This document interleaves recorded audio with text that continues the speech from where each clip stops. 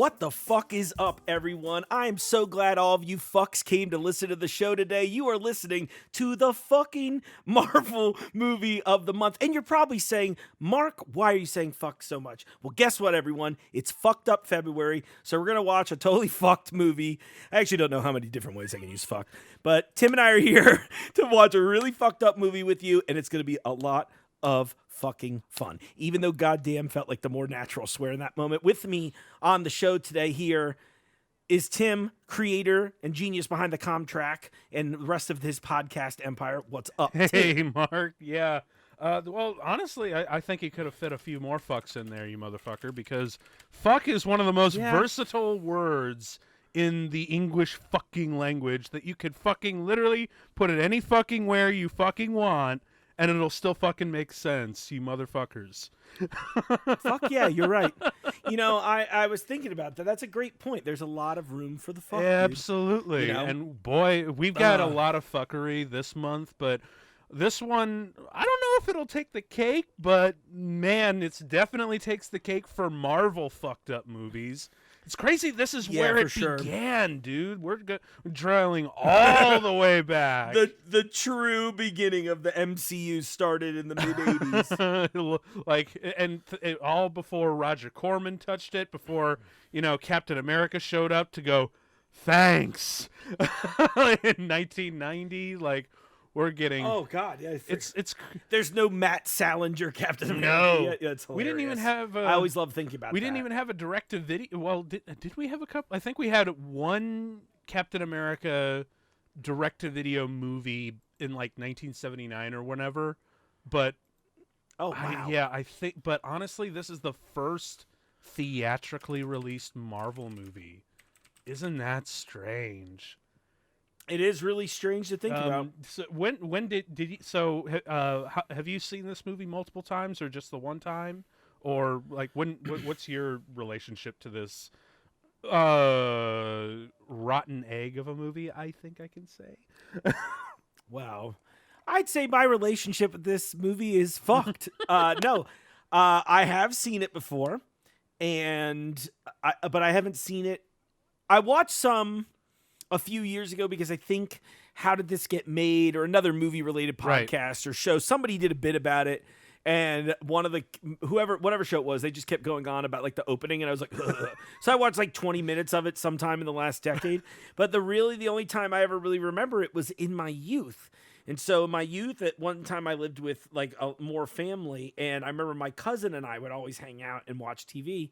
And I remember it was on one day, and she's like, oh, yeah, it's Howard the Duck. And we watched it. And I don't really remember anything about it because I was in kindergarten. Oh. So I just remember being crazy. There was a weird duck movie. And I just remember being weird and having that odd feeling that you sometimes had as a kid where you're like, whatever I'm watching is strange. Not necessarily in some creepy way, but it was just it didn't not fit either. But do you know what I'm saying? There was just something off about this film. You were in kindergarten when you first watched? Man, how did... Actually, you know what? Maybe first grade, but judging from when we all lived together, it would have been. I mean, we moved shortly after that, so I would have been at oldest first grade. Boy, you know what? But that's all I remember, because she and I would just sit in the living room and watch in the sunroom, technically, and watch old Nickelodeon, and all the game shows, and then truth be told, thanks, Alyssa, if you're listening to this. Truth be told, though, that explains a lot about your character now that you've seen that movie at such a young age. Because I honestly didn't know this movie existed until in my high school years, when in the infancy of my professional film education and whatnot. And the first thing that I ever got a glimpse of was that famous still image of Howard in his apartment smoking a cigar, sitting on the couch looking ugly. And I'm like, what? George Lucas made this in the 80s? So, dude, he spent $2 million on the duck suit. I know. That's how much. You know what? We should have known the prequels were gonna be fucked solely because he made this movie. That was so true. Because, like, I think that, that was the most that I'd ever seen it. And, ever since then, because, it was strictly through books and whatnot, it was labeled worst movie of all time, one of the worst of all time. So I avoided it for so many years, and I didn't actually sit down and watch it until literally like a few nights ago, just for the podcast. So I can do it. I'm not going in blind like I did Fan Force Stick. I felt a little wrong as a showman doing that last month. So this time I'm going to do it right, you mother duckers. There you go. Oh yeah, that's the other thing. I guess for this one, I guess we can call this the Ducked Up February episode, the Ducked Up episode. Because this duck has my goose, or whatever that expression is. Yeah, and you know what the weirdest thing was watching it for the first time all the way through? There's actually a good movie in there somewhere, but it's not in front of my face. Dude, it's like so many good movies, bro, where there was like another week on the script would have literally changed this whole movie. Yeah, for real. I mean, it actually was kind of amazing because I looked at it and I'm like, now I understand why James Gunn put him in Guardians of the Galaxy. Because if he had this script back in the 80s, he would have done a fantastic job with it, I think, and still keep it that weird, edgy, semi-adult kind of edge to it, Because that's because James Gunn, I think one person wrote that he's really good at bringing the humanity to really absurd and wacky situations and characters. And what better property than this to bring that specific quiche of talent, The quiche of talent. I like that a lot, actually. Well, I mean, that feels like, he's very specific. He has that very specific talent, and that's part of the reason why I think Guardians of the Galaxy was so good, because they are these weird characters, but James Gunn manages to maneuver through all the humor and all the bizarre, wackiness, and also come out with this stemmed footing in humanity. So interesting. Yeah, I like that take. And I honestly, now that he's formally introduced Howard the Duck back into the MCU, if he's done with Guardians Volume 3 and there's going to be no more Guardians, it's just going to be like a trilogy within the universe or whatever, give him a Howard the Duck movie. I'd love to see him do that. Can you imagine that? And they'd have, you know what I want to see instead? That? And you're gonna probably hate this, but I sort of am suggesting this because I think it would endear me to one of the characters I'm going to suggest. Something I would really like to see, and Marvel sort of, I think, tease this idea, and I think they're going to try it a little bit more. And in turn, I think in the future we'll get other interesting movies. I want them to do team up movies, kind of, where it's two, because you would have those little episodes where, or not episodes, but issues of comics where you'd be like, okay, this one is a team up between Wolverine and the Punisher or something. Okay. Like that. So here's what I want, and Gunn can direct it. If I'm fine with that, I think it makes sense, but I want Howard the Duck and Deadpool as the team. Dude, well, you hear Deadpool 3 is now going to be in the MCU, so officially, yeah. Maybe you can do that. Maybe they'll give him a cameo. It's funny. For sure. Well, I mean, dude, imagine doing a little team-up movie and that's it. I think that would be hilarious. And it could be this cool thing that a character like Deadpool could make fun of the old movie, which the audience would love. There's a lot of those things that it would all do at the same time and tick a lot of boxes, while simultaneously actually probably making the character of Howard the Duck cool to a whole new generation. Yeah, dude. Honestly, are you listening, Marvel? Put Howard the Duck and team him up with Deadpool in your movie. And that would be amazing. If you don't really do that, I'm sure there's room for him in the Spider-Man 3 movie that you guys are making, because you're already throwing all these fucking characters in, and we all know already that it's kind of going to be multiverse and shit. So why can't Howard the Duck show up and hang out with Spider-Man? So I'd love to see it, and actually that's the first time I'd ever seen him in comic form, was in one of these issues where Spider-Man teams up with Howard the Duck, and I'm like, what the fuck? What? I mean, it's like, oh, that's not even the weirdest thing I've seen in a comic book, you know? It's weird. I'm literally, I don't know if you can hear me clicking and clacking in the background, but I'm literally tweeting at James Gunn right now, like, the next movie from you better be a fucking Howard the Duck Deadpool team-up movie. Yes. Hell yes. If they don't do it for Deadpool 3, they can certainly do it for Deadpool 4, because, as we are all aware, Ryan Reynolds will gladly play this character until he is fucking dead. Yeah, for sure. Yeah. He's that guy. Oh, totally. Ugh. So, you want to get this duck train a-rolling? Because yeah, I definitely would like to. Yeah, this is, by the way, 2 months in a row, everyone, in case you're new to the show, where Tim has decided to ruin our friendship. I know. Well, this is why, literally, for the next episode, for next month, you are allowed to choose whatever the hell you want, because I feel so bad for making you watch back-to-back Fant Four Stick and then Howard the Duck. It's just like, I'd rather watch. I only agreed to this because I thought you said Howard the Cuck, and I was like, now that's a video I would enjoy watching. Oh man, dude, actually, would not be surprised if that is the name of the porn parody out there. Because Rule 34, we know it exists out there. Fuck yeah, it exists out there. Oh god, actually that would be a wild porn parody, because you've seen Duck Sex, right? Shit, no, I think this whole show just took. I'm like, Tim, I was just kidding. I'll have to get to that later, because they will be bringing it up, and it gets. This is blocked and reported. This is where we get weird, you guys. That's right. Well, speaking of which, let's jump into the movie. Let's do it. Speaking of weird things that I don't want to be a part of. So, if you guys got it on Blu-ray at home, if it's on Peacock, it has ads, so be prepared for that. But it's, you can always get it on Vudu, Amazon, YouTube for just a couple of bucks. But either way, we're going to be watching off a Blu-ray rip, so we're all covered. But hope you guys are ready to go, because we are going to get ready started in 3, 2, 1, click. Oh man, Orion. one of those times where I thought it was the Orion. Yeah, I was gonna say this is wait, the Orion. no, this is the you're old right. Universal.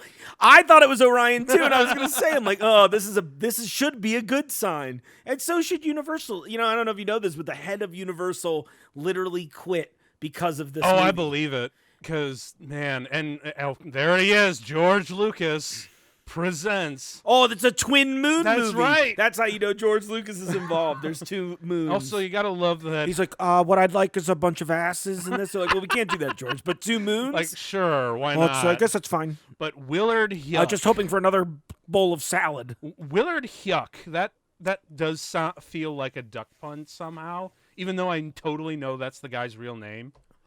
It's so strange. Although it's really weird, because he's the dude who wrote American Graffiti with George Lucas. Right. And he made 2 movies, and this one, they were back-to-back critical, or not critical as much, but big bombs. Yeah, huge bombs. And so because of that, they were just like, oh, cool, well, you're never going to work again. And this literally is the end of his career. I love all like the weird May Nest, W.C. Fowles, like all these like the parody posters. The puns and shit. Yeah, like it's a very weird thing where I feel like they're not sure the whole time who the audience for this. Oh yeah, they're like, is this for kids or is it for adults?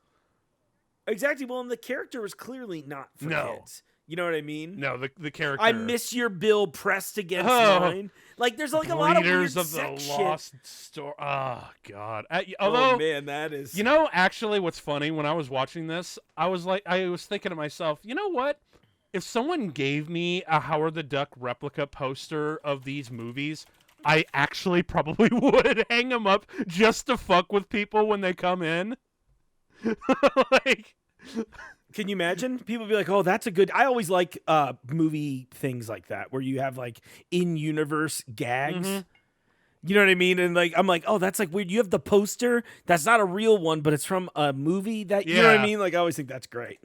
Oh man, rolling eggs, and I will give it to the production designer. They went full out on it.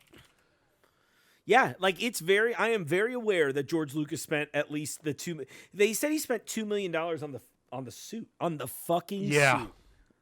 That's oh. I mean, it's a good looking suit.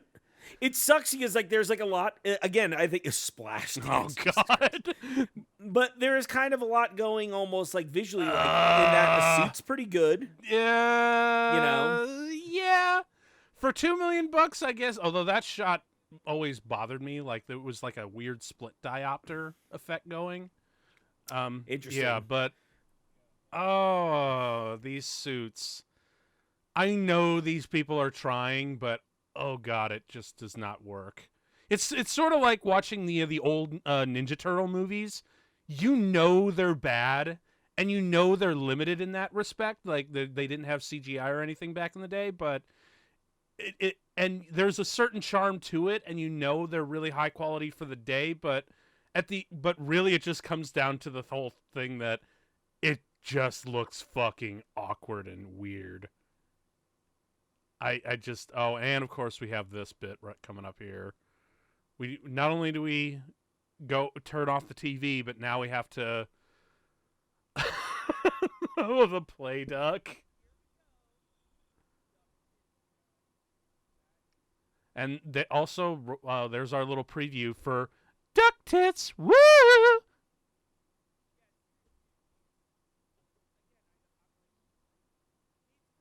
Oh God.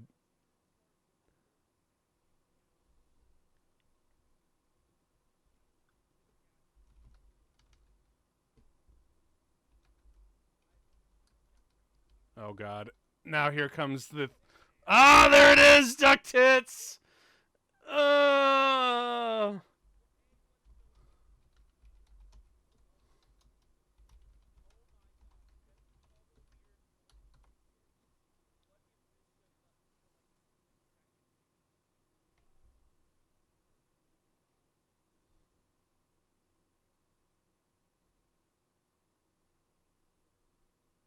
Can you imagine in the multiverse of madness? Yeah, that would be really cool. Seeing it. Like seeing all that, it'd be insane. Yeah. Oh my God, what is this? It's the multiverse. This is the first time you ever see this is the first time you ever see Dormammu. Oh my God, you're but they'd right. Call him like Duck Mamu. Oh, you're right. Dormammu. I've come to bargain. I've come to bargain that you stop this movie from ever happening. It's really funny that like Lucas and them are involved in. And here's the weird 2001. Yeah, reference. I know. Like that's just so dumb. Although you know what? I'm actually kind of surprised they didn't just go, "My God, it's full of ducks." Ugh, that's awful. It's really weird how many. Okay, I'm gonna be a 2001 nerd for a minute. So that line is not from 2001; it's from the opening of 2010. That's but what's right. really weird to me about that is I would argue most people have not seen 2010, but I find it so interesting that is such a commonly attributed quote to the first movie. And so being like the weird obsessive nerd for 2001, and I love 2010 too, even though it's like wildly different as far as the sequel goes. I think about that a lot and laugh. Yeah, for sure. Okay, so now we're back into the time of the 80s, and since you were around in the 80s, was it really this weird? Yeah. I mean, not necessarily this weird, but the thing is, I was pretty young, so I wasn't seeing the nightclub scene. Okay. But I definitely remember the way like my relatives and their friends dress. Like, I mean, a lot of it's accurate. Some of the, everybody wasn't like either in a, like these guys look like a combination of, they're like, all right, we need one guy from the Stray Cats, one guy's from like a less popular hair metal band, an extra from the Lost Boys, maybe with Barton, and an angry woman. And Barton Fink here. Yeah, seriously, you could call him that. That is hysterical. It is. Yeah. Like, you and look here's at Kyle him. It looks like Kyle Gass throwing him out of the place, exactly. And now this is another thing that you notice very quickly. Howard the Duck is literally yanked into this movie against his will. And even though he acts pissed off and mean all the time, look at the shit that he has to go through. So I think he's 100% justified on how mean and mean-spirited he can be every time you see him. For sure. And you know what, Howard? It's okay, because none of us want to be here either. Yeah, seriously. Again, for a youth movie, there is a lot of really like weird sexual stuff. Also, that guy very obviously whiffed. There was at no time did I believe that sign was coming for Howard's head. Yeah. Well, man, remember, you got to watch out for the stunt people. The stunt ducks, if you will.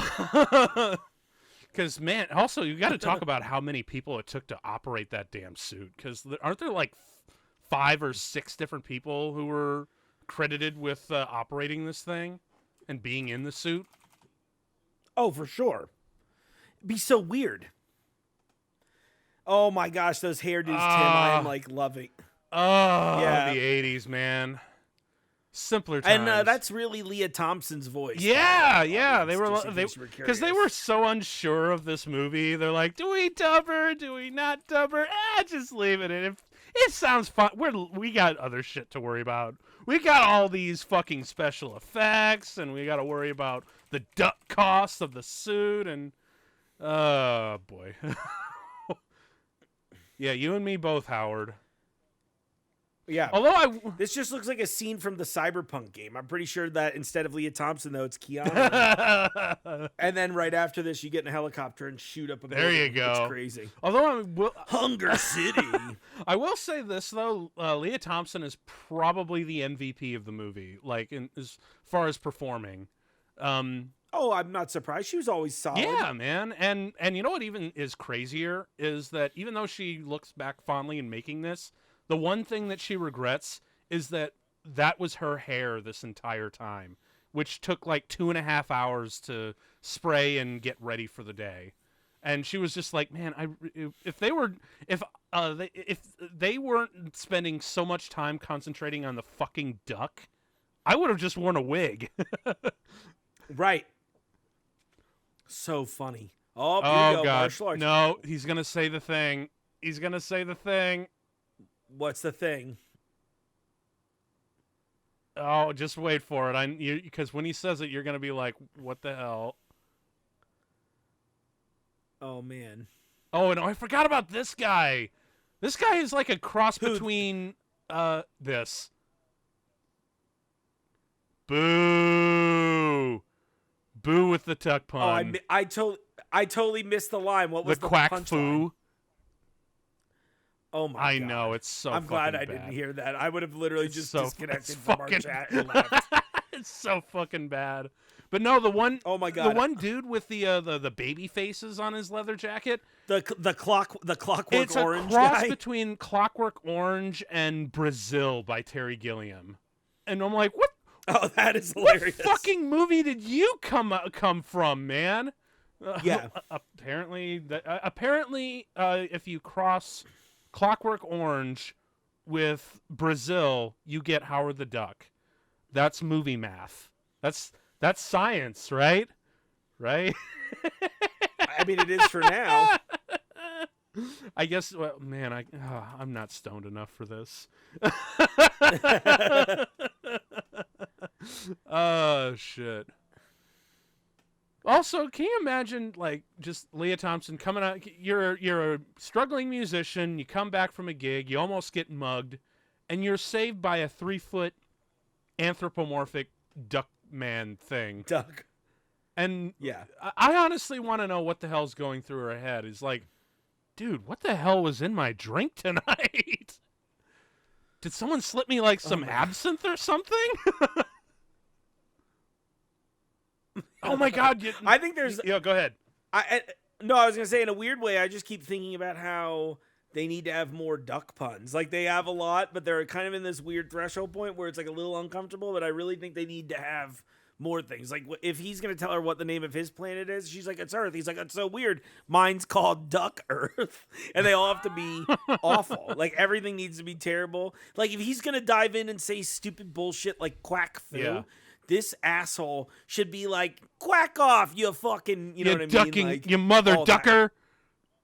This shit's gonna get a foul here. I tell you what. Oh. Exactly.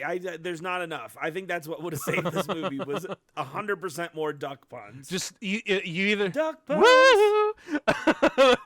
But you have to just you either go big or go home with the duck puns. Like if you can't go half-hearted, otherwise it's just going to be really annoying the few times if it is.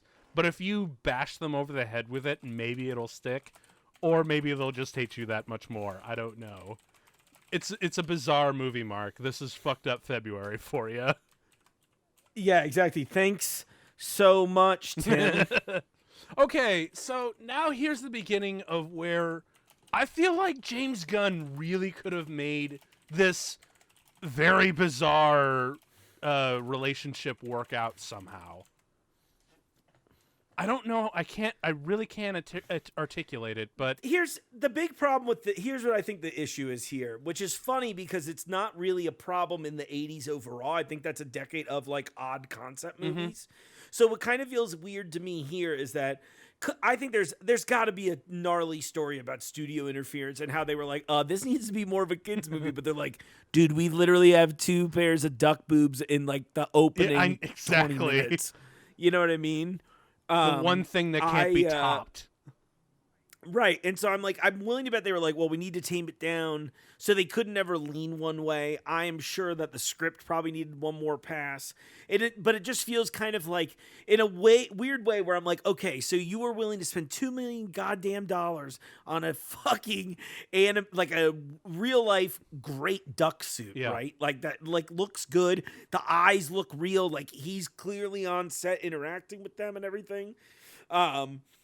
But like thinking about that, but they didn't like commit almost on like an emotional level, if that makes sense. Like there's no vibe that connects that level of fucking weirdness to what we at times are seeing on screen here too. Yeah, I mean there's some effort, but they don't really go full into it. It's like they're almost too conscious of the suit, you know?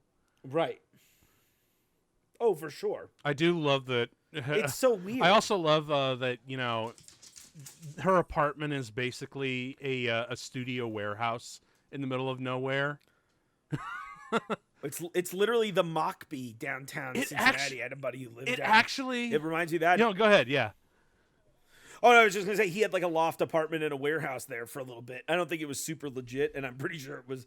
This is me trying to say it was officially not legitimate. Oh, right. And they closed it. They kicked everybody out at some point, but it was always a cool idea. I always loved the idea. I feel like so many of these cool movies, it always has like, this is like where the superhero character lives. Yeah, exactly. Like superhero movies and, you know, their quirky apartment production designs have a great history, especially in like the Batman movies, you know? Like if you look at Selena Kyle's apartment or the Riddler's apartment, they all live in these impossible apartments. It's so true. And it's also really funny the fact that Howard's apartment is probably the most normal looking.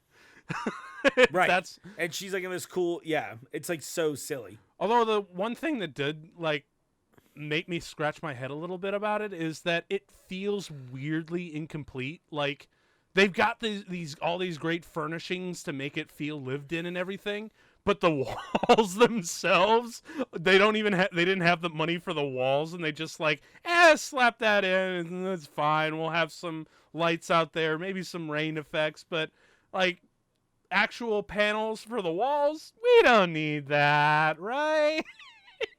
Because like, look at it. It looks like it's in the middle of like some warehouse of a studio. And you know, I'm not really complaining about it. It's definitely a really good style. It's just adds, I guess, to the weird bizarreness to it. Oh, for sure. I think my main frustration with this already is just that it's like kind of like, it's not. I say a boring movie, and I mean it really like. Yeah, it's just like boring in regards to it's like weirdly safe. Yeah. In odd ways. It's like they weren't safe with having like the lead character be a fucking duck, but it's just like a duck in a fish out of water story, but it's not like weird enough. And I don't know. I just feel like they definitely are not committed to the weirdness. How much? Even when the pedo bad guy shows up. Yeah. Like, he's weird, but not weird enough. Exactly. God, how crazy is that, by the way, that he's like literally a fucking Yep. pedophile. Yep. Who didn't look at Jeffrey Jones in the 80s and think he thought you know what I mean? Yeah, I know, right? But I am curious though that how much more interesting do you think if Leia Thompson's character got transported to Duck World? I feel like that's the better movie for sure. Really? Okay, so Only because I feel like the Duck World is infinitely. I mean, I think, and I only say that because maybe they would have committed to the weirdness more, right? probably That's my why of my answer. my guess. But like I don't, and I guess to say it just at face value, it's not necessarily. It's like the same idea, but I partly think it would be. That's the movie they would make now. Yeah, because You know? honestly, I think the only reason why they probably wouldn't have done it is because this one duck suit was super fucking expensive. To make a whole lot more would have been like a financial nightmare, you know? I mean, granted, there's some where you can get away with like just having less detailed ones for the further away extras and duck suits, but for like the close-ups, you have to have all these different crazy duck suits, and if your one costs you that much, there's no way in hell you could do an entire world filled with them. Oh, for sure. Oh, and then there's this shit. Oh my god, mallard. And it's so weird. It's funny to me that like mallard. That's hilarious. It's kind of funny to me that like they have Howard being kind of like this late blooming duck. See, I mean, it's good here. So bad, and of course, like the United States of what was it, Antidate, whatever.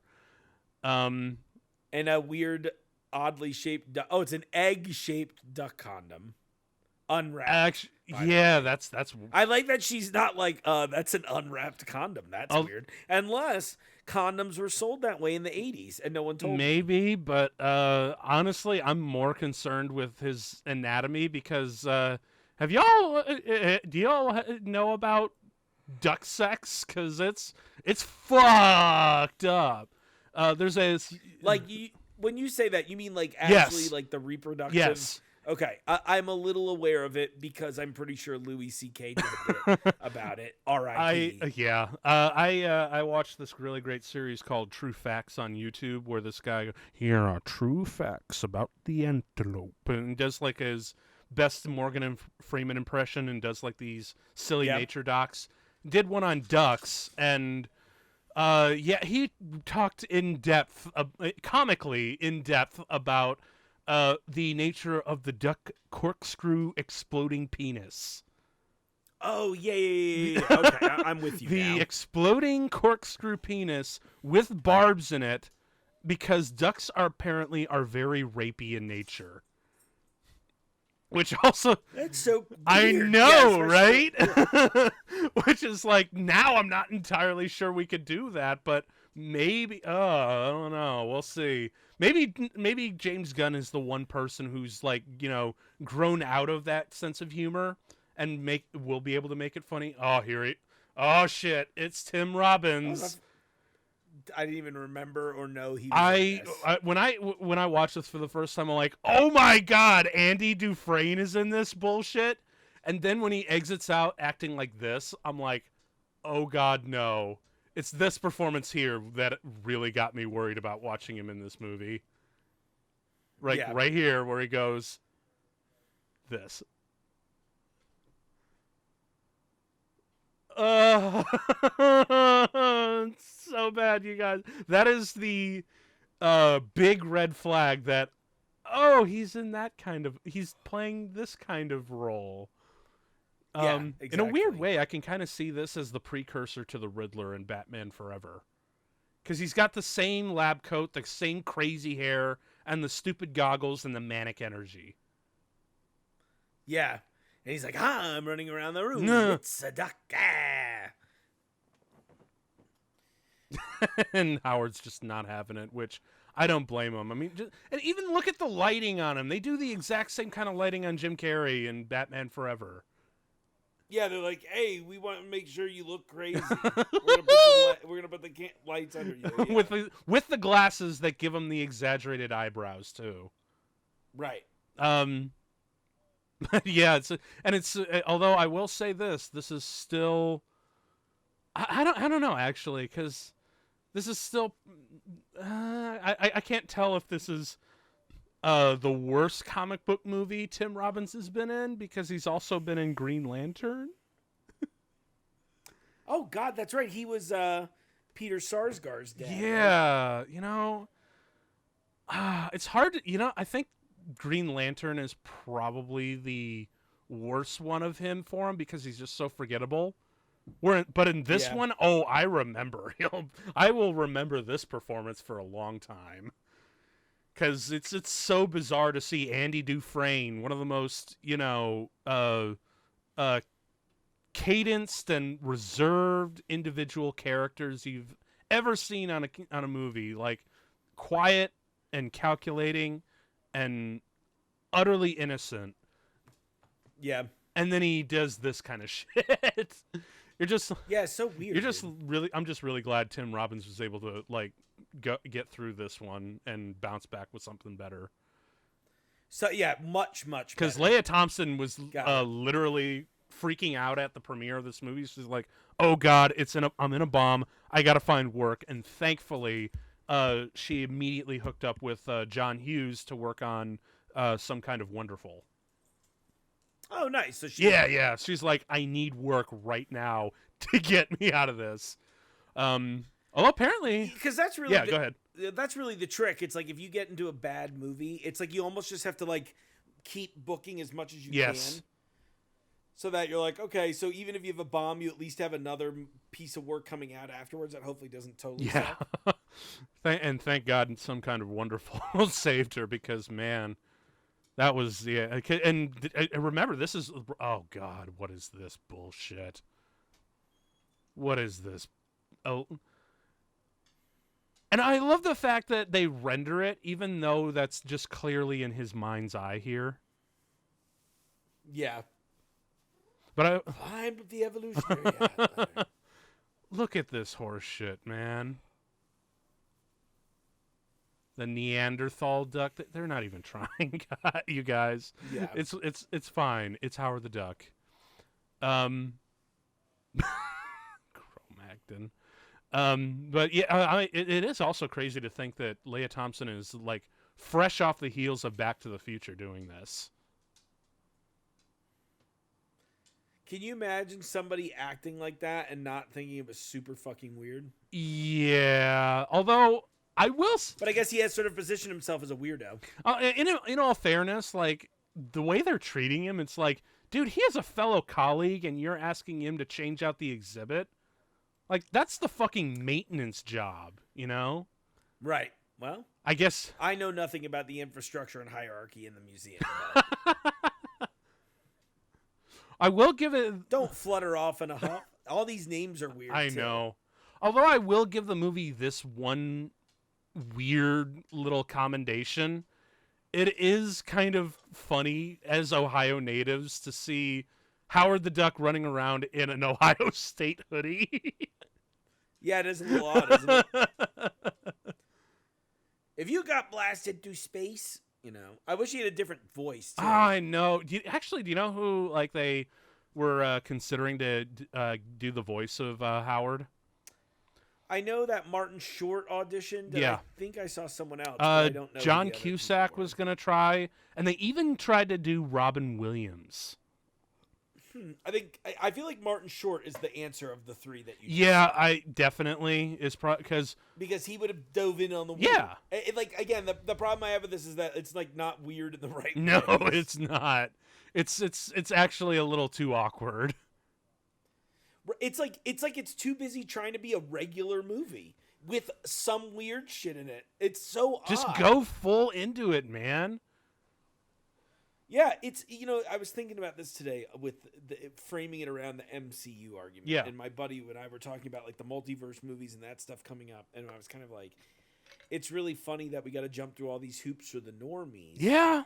Because comics and I don't mean to be, I'm not really trying to be like a gatekeeper or yeah. anything like that. But it's just sort of funny to me that they how was I going to say this? I'm kind of losing my train of thought. Sorry. It's okay. Every time I have a good thought, I look at the screen again. I'm like, what the fuck is this movie, guys?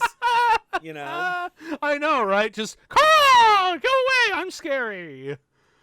Yeah, and now he's got to. Okay, this is the part where I thought, oh, this movie's getting interesting, because he's like, well, fuck, I'm stuck here, so now I gotta, get shelter, I gotta get food, and now I gotta get a job. And so we mentioned Jeffrey Jones is in this, but here's another Ferris Bueller alumni, the nurse from Ferris Bueller's Day Off. Is that who the lady is? Yeah, totally. I haven't seen Ferris Bueller. I know. Unpopular opinion. Not a huge John Hughes guy, and in turn, some of them I like. Some of them I don't really like. Ferris Bueller's fine.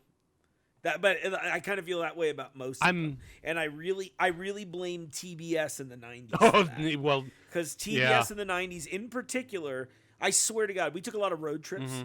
And I remember, for whatever reason, I just had this like constant image in my head of a Saturday or Sunday morning in random hotel rooms around the country. And every time it was there, TBS was running The Breakfast Club or Ferris Bueller. Or a few other, 16 Candles, and I was like, I don't like these movies. That'll do it. Actually, I'm just a little bit biased because I'm originally a Chicago native, Chicago boy. So yeah, and yeah, so that's the thing. What the hell is this? Boo! I love this. Yeah, so funny. Okay, now here's the part of the movie that I thought, okay, now we're finally going full weird. Oh man, we are so close to like actual titties there. So close. Oh, maybe weird that they showed duck ones, but not. I know. And it's like very obvious in its staging. Exactly. Although I just love the fact these people must be on drugs. I mean, it is the 80s, but no one fucking really. None of the couples here notice the cigar smoking duck towel boy. Yeah, and nobody thinks it's weird. I'm like, look how giant your glasses are, Elliot Gould knockoff. You know what I mean? Look at these colors. Aren't these colors just ugly as sin? It's one of those things where I almost feel like the colors are sort of the same problem with the rest of the movie, which is that both of them need more saturation. Yeah. Like, it's like the colors are indecisive. It's like this weird almost orange, and I'm like, that's not what we need. Yeah. Or just like not quite green or blue, this turquoise. Right, and it's like here, it's like this is the most intense color I've seen so far in this sequence. Also, like these two are going at it in this hot tub, and they don't notice. The lava of love, dude. They don't fucking notice. The hot tub is lava. Oh, okay, but they don't notice. Why did he do that? Because his boss sucks and fuck. Oh, that's the boss. Yeah. Okay, I clearly am super invested. And honestly, that's totally not your fault. That's just poor staging, to be honest. Like, if they had one shot of him walking into that room where you could tell it's him, then yeah. Because even I was like, wait, who was that? Why did he do that? Oh, it's his boss. Okay. But this is another sequence here where I'm like, where he's just kind of stuck living his life. Yeah. This is the part where the movie's actually kind of interesting to me. Where I'm like, hey, he's stuck here, so he's got to live here, and he has to deal with it like a normal adult human being, or what counts as a human being. And he's kind of like a freak, a former circus freak, who is tossed out of his inner circle, and now he's just forced to live, starting literally from nothing. Classic. So there's actually some good story here. But the rest of the movie is just, it so doesn't go to the way you want. So ridiculous. Oh, hey, look, it's your sponsor, Pepsi. Oh, they knew a winner when they picked them and this movie. Man, every time I see Pepsi, I'm always gonna be thinking of your face. You're welcome. I think, right? Duckaroni. Oh yeah, you gotta love how many duck-related programs are going on in this one corner. In the human. Oh my gosh, I'm so sorry. What's that? I've always been very good on the microphone. I didn't mean. I've been like on and off. I've had a couple coughs. I almost had a sneeze. I think I may have burped in the background. I'm so sorry, everyone. I promise I'm not a disgusting mess. No matter how I appear on this show. It's okay. It's Howard the Duck. No one's gonna message you. no one's gonna judge. You burped during the cinematic genius that was. Yeah. I actually, although I actually do kind of dig the kind of day-to-day outfit that he wears here. Weird. I don't know. Oh, we're here to see Cherry Bomb. Oh, yeah. Apparently it's a slow night, though. But that's going to change when Howard shows up. Apparently, Leah Thompson kept one of the guitars that she played on this movie, and apparently plays it still today. So I guess that's the Les Paul. Yep. I think. So it's I guess that's kind of a cool thing to get out of this movie, this dumpster fire of a movie. Although the other cool thing that we got out of this movie, What's Pixar. That? Yeah, because Lucas had to sell it off, right? Because he lost so much money about this. Man. Like when this movie bombed, he had to sell off a whole bunch of the divisions of Lucasfilm that he was working on in the late 80s. And the animation division was sold for a little bit more than he was bargaining for to Steve Jobs, and that became Pixar. So it's nice to know that, this movie sucks and all, but hey, we got Toy Story out of it. Yeah, I didn't realize that William Hike, or however you pronounce the director's name, he also wrote Temple of Doom. Oh, you're right. That's right. Yeah, he did a lot of stuff with George Lucas back in the day. Because apparently, I think they both went to college together. I think it was Southern California. They got a really great film school out there. But oh man, look at the wardrobe, man. For real. The only other time I think... Do you hate it or love it? Yes. Oh, look, another Ferris Bueller alumni. The dude, I don't know if they're going to cut back to him. But he's on the right or right the left? There, this guy with the one with the mustache. He's the guy who steals the car at the parking garage. Nice.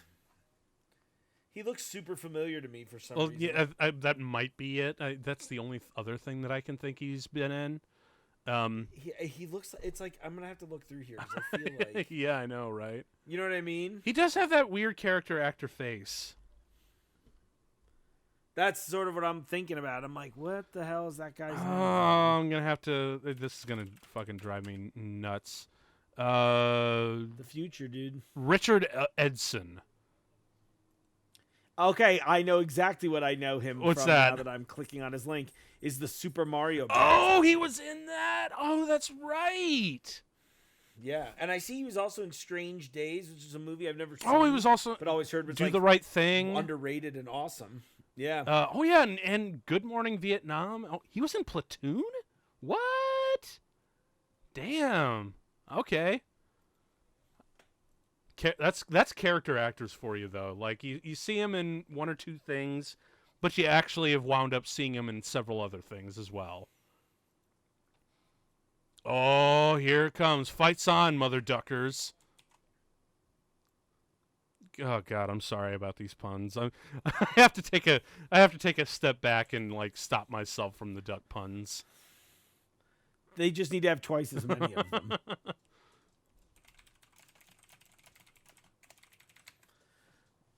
Oh my God, he's gonna get stuck. Duck kebab. Oh man. Well, there's more of them. Yeah, although I really am surprised that not once in this entire movie does anyone say Mother Ducker. Yeah. Or Father Ducker.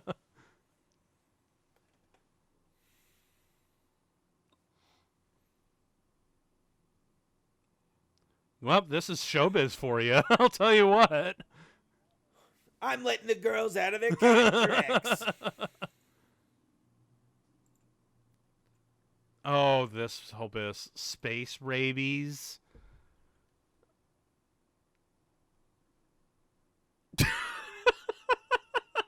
delivery. I don't know. I heard it on the news, maybe. Just man, I'm really reaching here for to keep this going, because what the hell do you say to images and dialogue like that?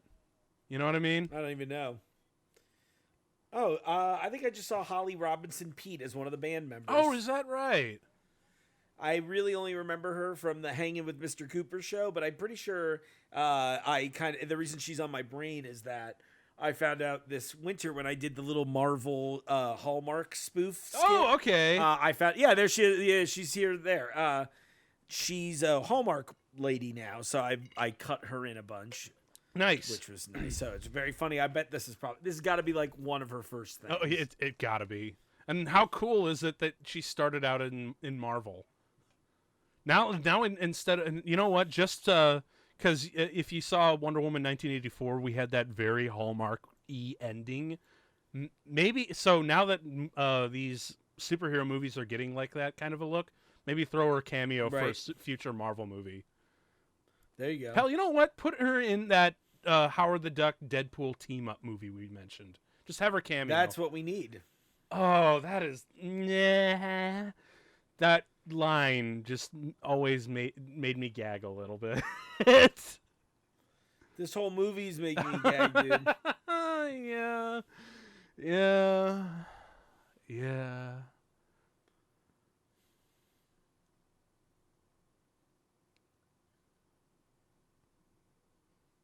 Oh, this is the whole bit where they're like trying to get his origin. Okay, so you know what was really crazy? I'm like, oh, we found these guys at the laboratory. We know why you're here.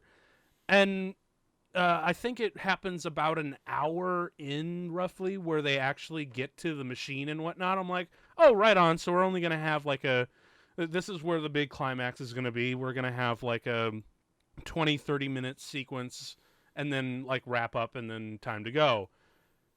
Right. No, this movie was like, oh, ye of little faith, Tim. We're going to have a whole nother hour and a couple of other sequences to go along with this. And I'm like, help me. I'm being held hostage. This is, like, at times here, I'm just so speechless. I'm like, what else is I don't know, man, because it's Howard the it's Howard the Ducking Duck. Yeah. Although there is one other thing to consider, and the only reason why he didn't take it is because of the chase sequence that happens, that goes for way too long in the third act, to be honest. But you know who was originally supposed to be directing this? John Landis. Wow. Yeah. How much? In a weird way, I can almost see from like the set design, it gives me Landis vibes. It does, right? And you know what? I bet he probably could have done.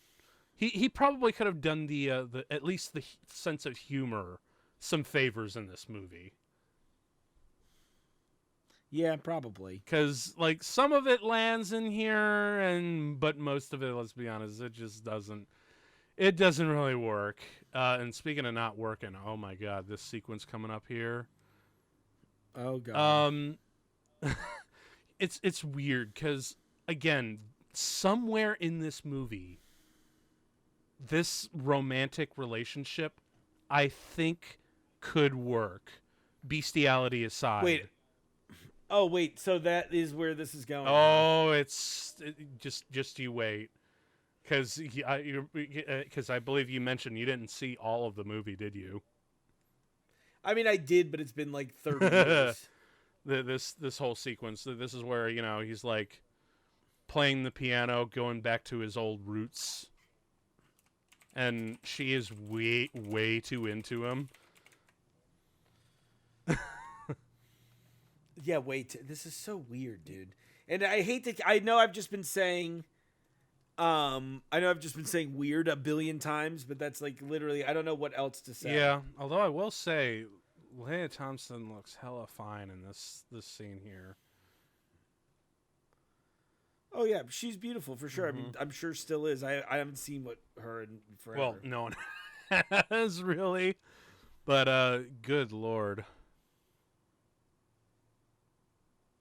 And then, this whole bit is just like, this feels so wrong, and yet somehow I feel like there's a way to do this weird form of...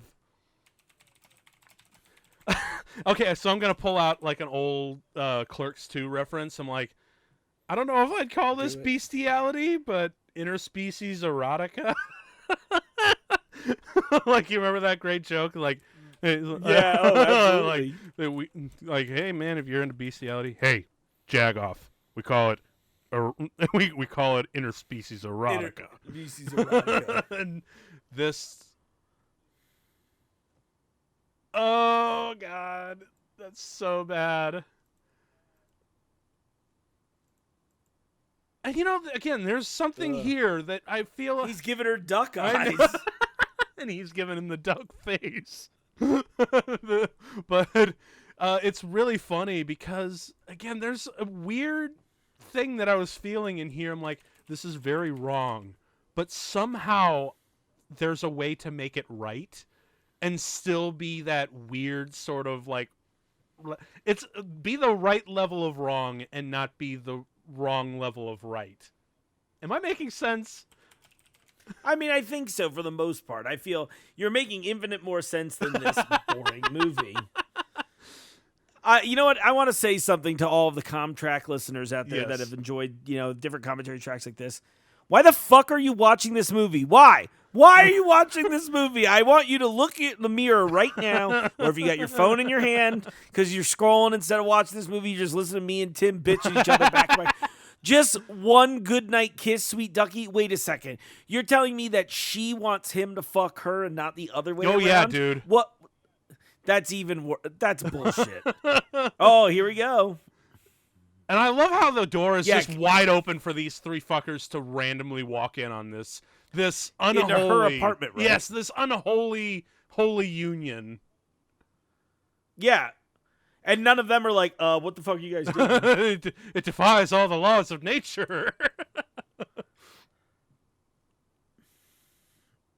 Yeah.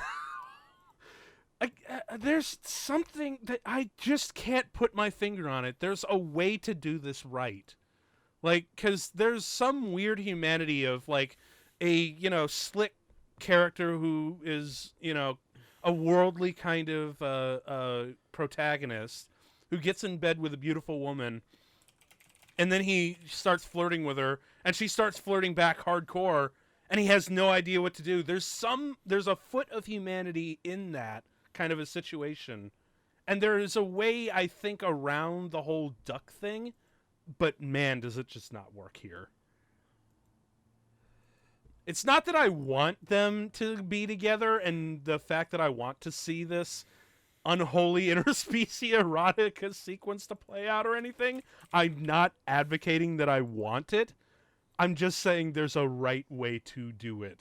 It's just a really, really fine line, Mark. Yeah, dude. That's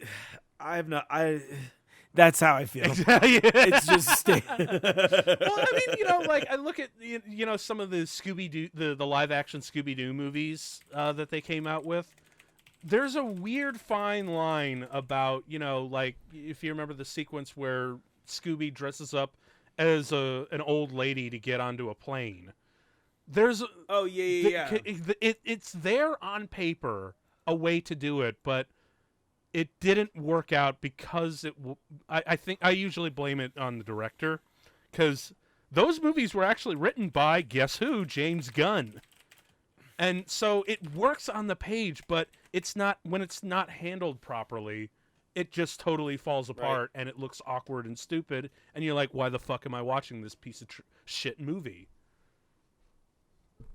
God, I really wish James Gunn actually did direct those live-action Scooby-Doo movies, because there's some legitimately funny scenes in that when you go back and watch it.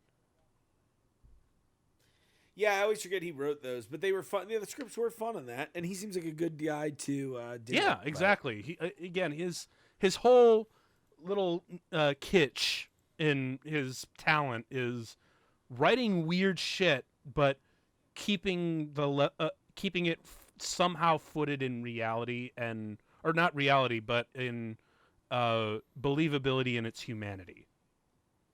If that makes sense. And this movie could really fucking use that. Because this is the point in the movie where they're like, look, we now know where you're from. We've been experimenting with interdimensional travel, and we got like a single duck feather that matches yours. So now we can potentially send you home. This is so fucking weird. Although I want a shirt that says Hot Tub Fever. I know, right? I would love a shirt like that. Oh, I'd probably give that to Katie, just because she's the one who can spend more time in the tub than me.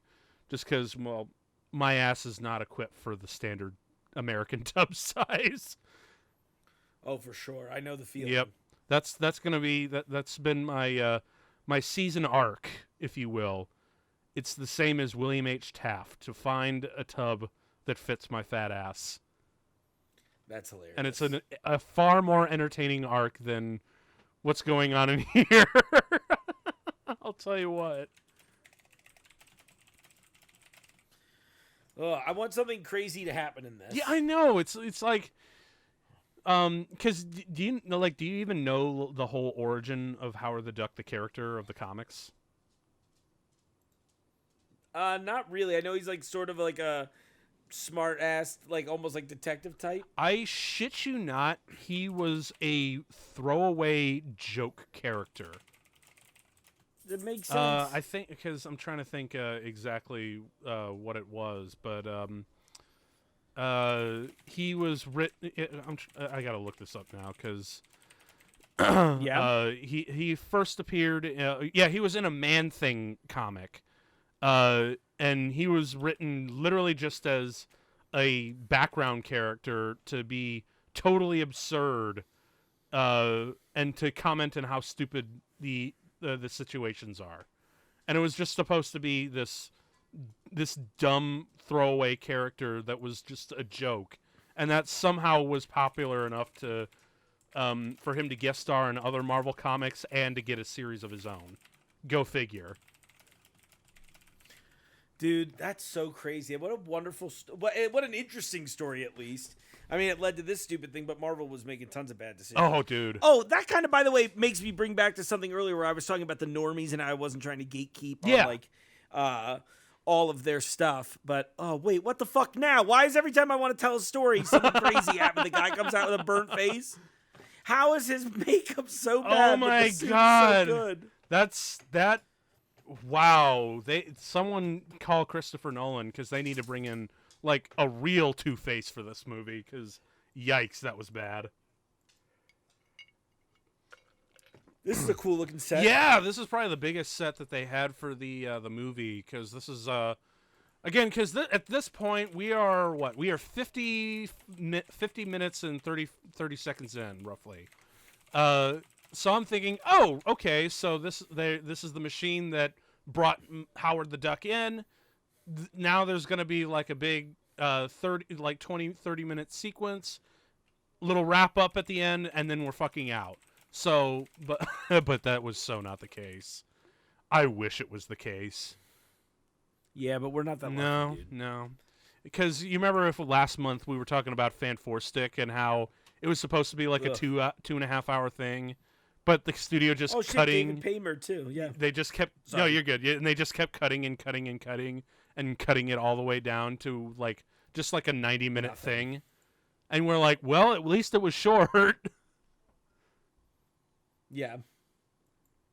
Oh my God, you're totally too short. Right. Yeah. It should have been 6 hours. I want the 6 hour cut. Release the William Hike cut or whatever. Oh my God. What is this guy's name? Isn't this? Where have I seen this actor before? Which one here? The lieutenant.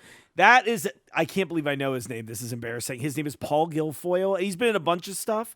He had a long run on CSI, the original CSI. Oh, series. Okay, right on. He's been in a ton of shit though. Like, I mean, you'll like look him up on IMDb and be like, oh, that fucking guy. He's been in a bunch of stuff. He never has blonde. He normally has just dark hair. It's funny to see him this way. Actually. Yeah, he's got this like crazy blonde hair. Well, I just saw one of the scientists in the previous scene was David Pamer, another great character actor who's they like got a lot of them. fucking awesome and everything. They got a lot of great character actors in this movie. What a waste. Yeah. Right. But yeah, I remember seeing Paul on Air Force One as like one of the Secret Service agents. Oh, that makes sense too. Yeah. Oh god, this whole shit where they strip search him. This is so bad. There's no zipper, there's no buttons, no Velcro. And now this shot is where I'm like, oh god, make it stop. Where it's just clearly a puppet. Right. Just clearly attached to the background. They've got the puppeteer's arm through the shelf behind him or whatever it is. Yeah, and just feet are definitely stuck to the floor. Actually, do you know who was one of the puppeteers for this? Tim Rhodes. Who's Tim that? Rhodes. If you don't, why do I know that name? He was one of the main puppeteers on the original Star Wars trilogy. Like he was. Oh, that's cool. He did all the work for Salacious Crumb. I believe he exactly. There it is. But, That's way better. He I think he also played Admiral Akbar. Like he was the one wearing the okay, Akbar suit. that is totally why his name sounded familiar. So, but yeah, he was mostly a puppeteer working for ILM at the time. So imagine that's why they brought him on. Like, let's actually make it look good. But unfortunately, this movie is like just the worst of everyone's demo reel. Although I still kind of like Leah Thompson in this movie. Weirdly enough, like sure, for some reason she is like the one person who is actually able to ground this, and she goes in with such as such a good sport. Like, all right, I'm acting against a fucking duck mask. I can do sexy. I can act sexy for a duck mask. I can make people believe that I want to fuck this duck. I'm gonna own it. And she weirdly goes full head over heels into it. So, yeah, she's literally one of the few things. Although, I mean, she really is trying to be good in this movie, which I think is like, I think that's good for even in shitty movies. Like, the thing is, she could still use this in her reel. Yeah. That's what you should always think about. Yeah, whereas all the other actors are just like, let's leave that out of my demo reel. Although then again, it's this role for Jeffrey Jones is probably not the weirdest thing that he did, just because, you know, he was in a lot of Tim Burton stuff. I think the weirdest thing he did was like that early 90s. I think it was like Mom and Dad Save the Universe or some piece. It's a total piece of shit. But I'm pretty sure he's the bad. I think he's in that. I also remember he did a bunch of weird early 90s movies too. I'm pretty sure he was the bad guy in it. John Ritter's the lead, and it's about TV and they get sucked into hell. I think it's Stay Tuned.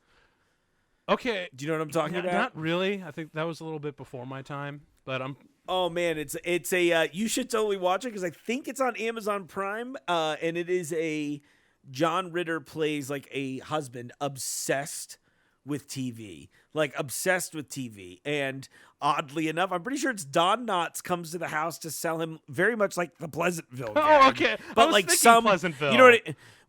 Yeah, I mean, it's like a very similar thing where I could be wrong. It's probably not actually Don Knotts, but the gag is similar. Like a famous person sells him on this new TV service, but it turns out that this new satellite dish with all these channels that you've never heard for is like literally Satan's cable service.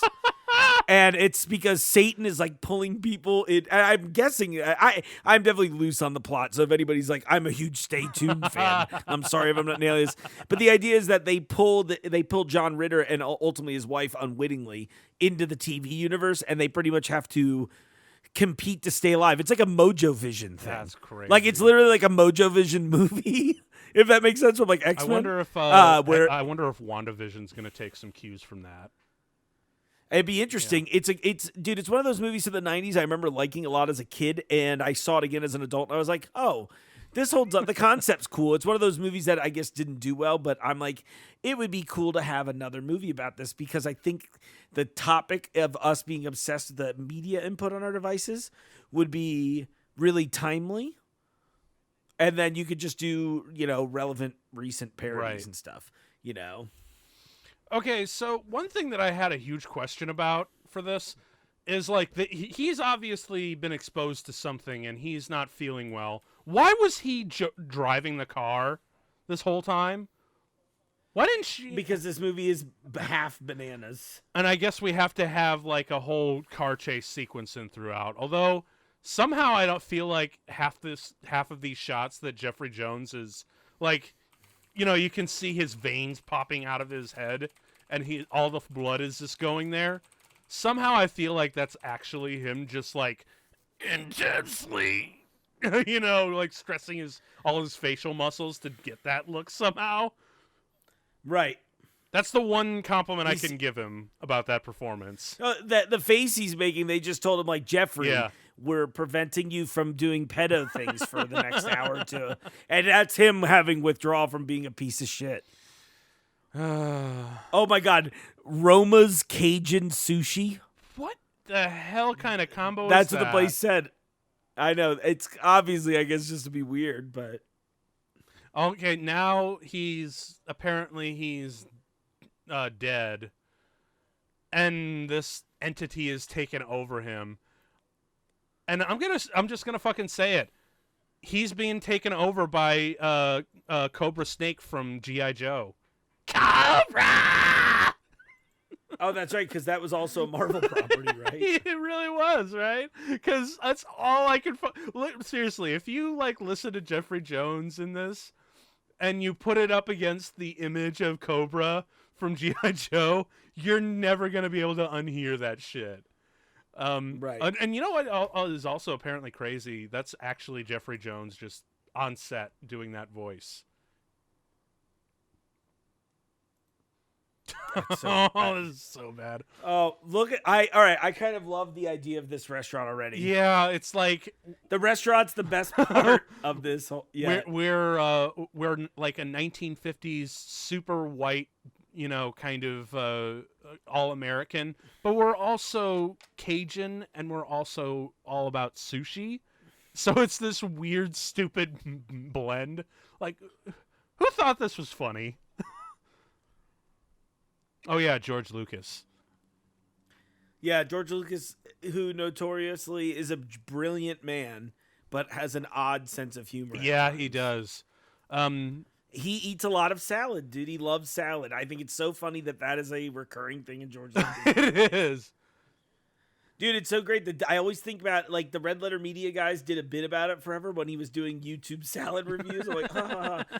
But then I started noticing that they would always mention he was eating salad in interviews. And then David Lynch, right after that, David Lynch did an interview. This is probably right before the Twin Peaks reboot or something.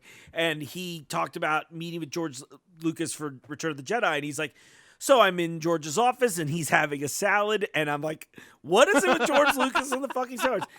George, sir, I love your work. I'm sorry for the short-sightedness I had at times about how I treated you during the prequel era. I was a young, foolish man, but please, what's up with the salads, man? Let me know.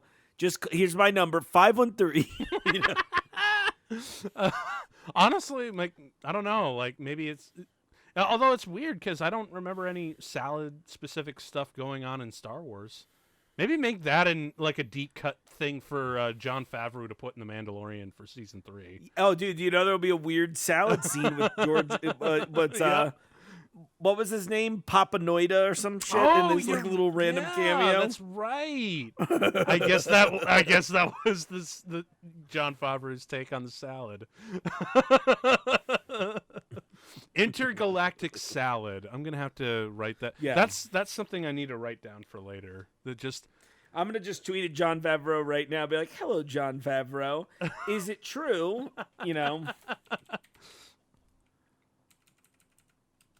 Oh God, this we go. This whole bit with so I think that this we can also okay. So this is that we've already established. This is one of the first Marvel movies theatrically, but there's also a couple other firsts in here. We have the first forgettable alien villain with a stupid voice, no less. The first Marvel protagonist with a raging alcoholic problem. And I think later on we're actually going to get our first Skybeam, too. Oh, weird. That's crazy. Oh, this whole bit with the eggs. I'm sorry to say, like, I don't know who this actress is on the playing the waitress. Granted, I know it's like 99% of the script, but holy crap, her delivery of these lines is just like really bad. I really don't want to shit on, someone's performance, like out them or anything, but just like, what the hell is that? Oh God, this. It's really fucking crazy how that only 2 years later we would get Roger Rabbit. Which is incredible. I know, right? That's a movie I didn't watch until I was like an old man. I grew up on that, but I think that this movie, or rather, this movie tried to learn from the lesson, or Roger Rabbit tried to learn from the lessons of this movie. Like, we're gonna be strictly about kids, but we're going to have an edge. And we're not going to be like in this weird in-between tone that this movie is suffering from. Because I can imagine, like Robert Zemeckis, Roger Zemeckis, like taking a lot of cues of not to do this shit. Right. Yeah, like, I mean, and again, it's like some of the stuff, I don't know how to describe it. Who are these truckers anyway? I'm very curious. Who are these truckers? Like, what are they interested in here? Oh, go ahead. I hate ducks. Dude, let me be honest with you. As somebody who's worn a lot of costumes in weird places and has always dressed weird, those dudes never think you're bad weird. Those dudes are always like, that's a wild costume, man. It is never like those guys wouldn't give a fuck about this dude looking in like he's a kid in a duck costume. They would be more weird if you were gay. Like that's my take on the scenario. They're like, and of course they're always so hostile towards him. I mean, granted that what the cawing. Oh, boy.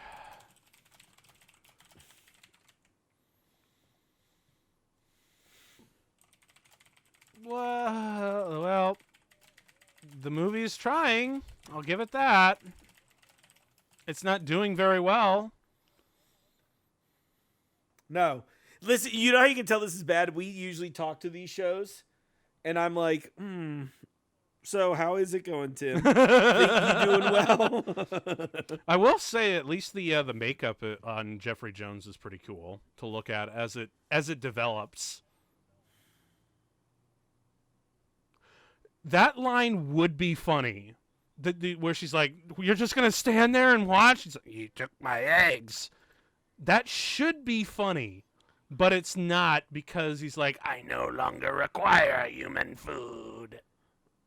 Yeah, like every time there's... It's one of those moments that slip in where I'm like, this movie has potential to be fucking funny. It's when you have those surreal lines in the middle of these surreal situations. I also like this, where this is what shuts down the mob. It's like... Yeah, right? Oh, boy. Now, I also love how long it fucking takes for these people to prep him for this. They don't, because first they have to tie him down, and then they spend fucking forever trying to getting ready to chop his head off or whatever. That's every movie, by the way, but this is exceptionally long. Yes. But like, because they're already putting herbs on him. I like. They're already putting spices on him. Like, who puts spices over something that's still alive? You gotta pluck that shit first.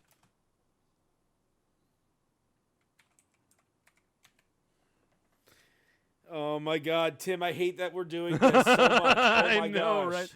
Look at it's so uncomfortable. Like even This Howard, is like a weird. even Howard the Duck doesn't want to be here, man. They're all gonna laugh at you. Yeah, right. Wow, some of the effects are. Yeah. But Okay, that's the other thing that I remembered about this movie is the effects. Despite the fact the duck costume being really awkward, and the writing just not being there, the effects for the most part for 1986, they're not that bad.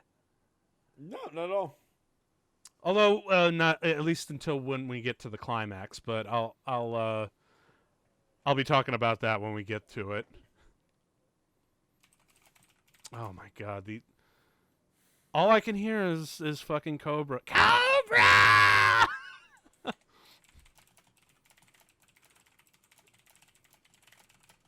Also, I can just really imagine, okay, now this is some bullshit. This is some movie bullshit. With the axe flying through, and there's a shot of the crowd actively ducking. Yeah. No pun intended, I assure. Ducking. Yeah, I know. Yeah, No pun intended, I assure you.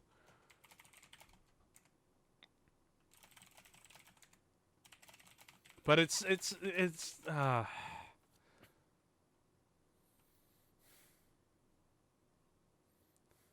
holy crap, he's got fire eyes. Yep. That's the future. All screaming. Because honestly, like in under a better director, this guy could have been like sort of like what Judge Doom was in Roger Rabbit. Can you kind of see that? Except that, yeah, no, for sure, they're very similar, and they both have two actors really getting wild. You know. I also got to point out that being a couple of Ohio boys that we are, this entire movie takes place in Cleveland. How shitty is it that because that really great song like Cleveland, at least we're not Detroit, not Detroit. So it's funny because if Cleveland has Howard the Duck as their mascot, or allegedly, do you know what's crazy? What Detroit got 1 year after this? What's that? Real Howard the Duck. Fucking RoboCop. Damn, that's awesome. RoboCop came out 1 year after this, man. That's crazy. And by the way, what a beautiful trick shot that was. Oh yeah, dude! Like with because you can tell they just tilted the set. At least that's what I assume that they probably did. Yeah. For sure. You can kind of tell in a weird way sometimes when they do that shit practical that you're suddenly aware of the gravity in odd ways, and I'm sure if you frame by framed it, you'd be like, "Oh, it's because the way things Yeah. It's like the way things move on the table." Yep. It's kind of the same thing what they did with Nightmare on Elm Street, where they had the blood coming out of the bed and onto the ceiling, and they literally just built the set upside down. And it's so smart. Yeah, man. I love that kind of ingenuity and thinking, even though it's really fucking expensive. That's the really cool thing. It's like, man, as a filmmaker, you watch that kind of shit and you're like, oh, that's cool. I want to try that myself. And you realize you'd have to spend $20,000 minimum to get that made. Are you serious? No, you'd have to build a full set. You'd have to get all this stuff that you have to wreck. You have to rent the equipment. You got to get the time. All that shit costs money, and that's why people do CG nowadays, is because it's just easier to pay a handful of visual effects artists than a bunch of carpenters to actually make this shit. They wanted to hire the family, the carpenters, for real, to do it instead. Oh, check it out. So now we got oh, if only he hit him right there, and this movie would just be mercifully over. But I do like now I don't know if this was directly referencing anything, but this whole time with the truck, I'm getting a little bit of a Terminator, the first Terminator vibe. At least. Oh, in the truck here? Yeah, I can see that. Yeah, he's like alien, evil, silent horror film villain Kyle Reese, and she's got Linda Hamilton's hair. Although, if only it were that kind of a movie. Oh, this bit here. Now, so this bit, like we talked, like maybe it was like Terminator, but now it's about to go full Pee Wee Herman. Oh, I was gonna say Maximum Overdrive. No, it's definitely gonna get really fucking freaky. Because now we've got this shit. Oh wow, that is great. Right. That's a great effect. Right? I mean, like it looks. I mean, they were smart about setting it at night. Yes. So that you can see the imperfections more. But hey, that's not bad. And it's like finally, movie, you're doing something entertaining and weird, and not just trying to be like a regular normie movie. Like fucking like Cajun. What was it? Cajun sushi. Roma's Cajun sushi. So it's like Italian, Cajun, Japanese cuisine. My favorite kind of fusion. Hey! Oh my God, they're yelling fascist. Well, of course not. It's a cop car. What did you expect? As a matter of fact, for what's about to happen here, it's ridiculously low security of the car that he's arrested in. No shit. That is sort of funny. Yeah, he's just like in the back of a Chevy Caprice. The whole stupid gag where he just sticks out like a sore thumb on the Kitty Land playground or whatever the fuck that is.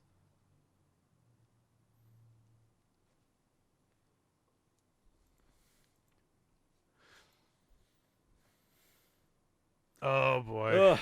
More We're Jeffrey both Jones. like, what do we even have to say? More Jeffrey it's like, Jones. Nothing's happening, Tim. But yeah, this is the door. But he does this kind of bullshit where he literally just climbs out the window. Like, why didn't you lead? First off, the cops should be fired for leaving the window down. Second, isn't there supposed to be like a cage or in there to keep prisoners from doing that kind of shit? Because look, Mark, we've all had our share of, stupid movie bullshit that we just like. Stupid movie bullshit. Keep going. No, this is one of the times. This whole movie is stupid bullshit. It's kind of hard when, it's really hard when the whole fucking movie is stupid movie bullshit. Speaking of more movie bullshit, where did this thing come from? This was just lying in the middle of a parking lot, unattended. Yeah, this is Wonder Woman 1984, dude, where they're just like, let's just walk into the backyard of the fucking Smithsonian because they apparently keep fighter jets there. Oh, my God. Oh, Lord. But now... Can you hear me exhaling with aggression? Yes. I think we're all... Are we all to the point of... We are here for power. Are we aggressively... Yeah, right. Are we aggressively social mediating now? Maybe. Yeah. I'm like sitting there like, I'll DM you like, hey, Tim, how's the movie going? Why do they keep going back to the suit? You know what? They got to get their fucking money's worth. These people paid for... They wanted... clearly, this was like some dead-end low trucker job that, they paid a lot of money for so that they could use it. And now they're going to get their fucking money's worth. Also, you got to love that these cops have been here all night long and they did not see the crazy scientist with the duck man assembling a fucking plane to escape. They were there for hours and they're just now chasing them. And now he's teaching Howard to fly, which is... Again, there's a way to do this and make it interesting and have it character-based and shit. But it's not here, Mark. It's not. You can I don't think this movie can... I'm barely here at this point. I don't think this movie can teach a duck to fly. I really don't. No. That should have been the catch line for this movie. Is just a clip of this, and it said, "You'll believe a duck could fly." No, you won't believe a duck could suck this much and fucking much.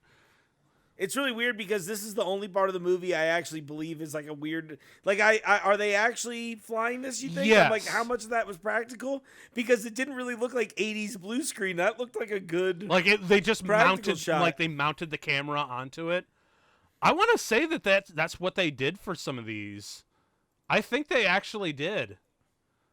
Or better yet, you know what I'm guessing that they really did is that they had a glider that they then mounted onto a plane and then mounted the camera onto the glider, and the plane that they were actually flying them on was just out of frame. That's probably how I would have done it. That would make sense. Yeah. Like that just seems weirdly needlessly dangerous. Yeah, I know, right?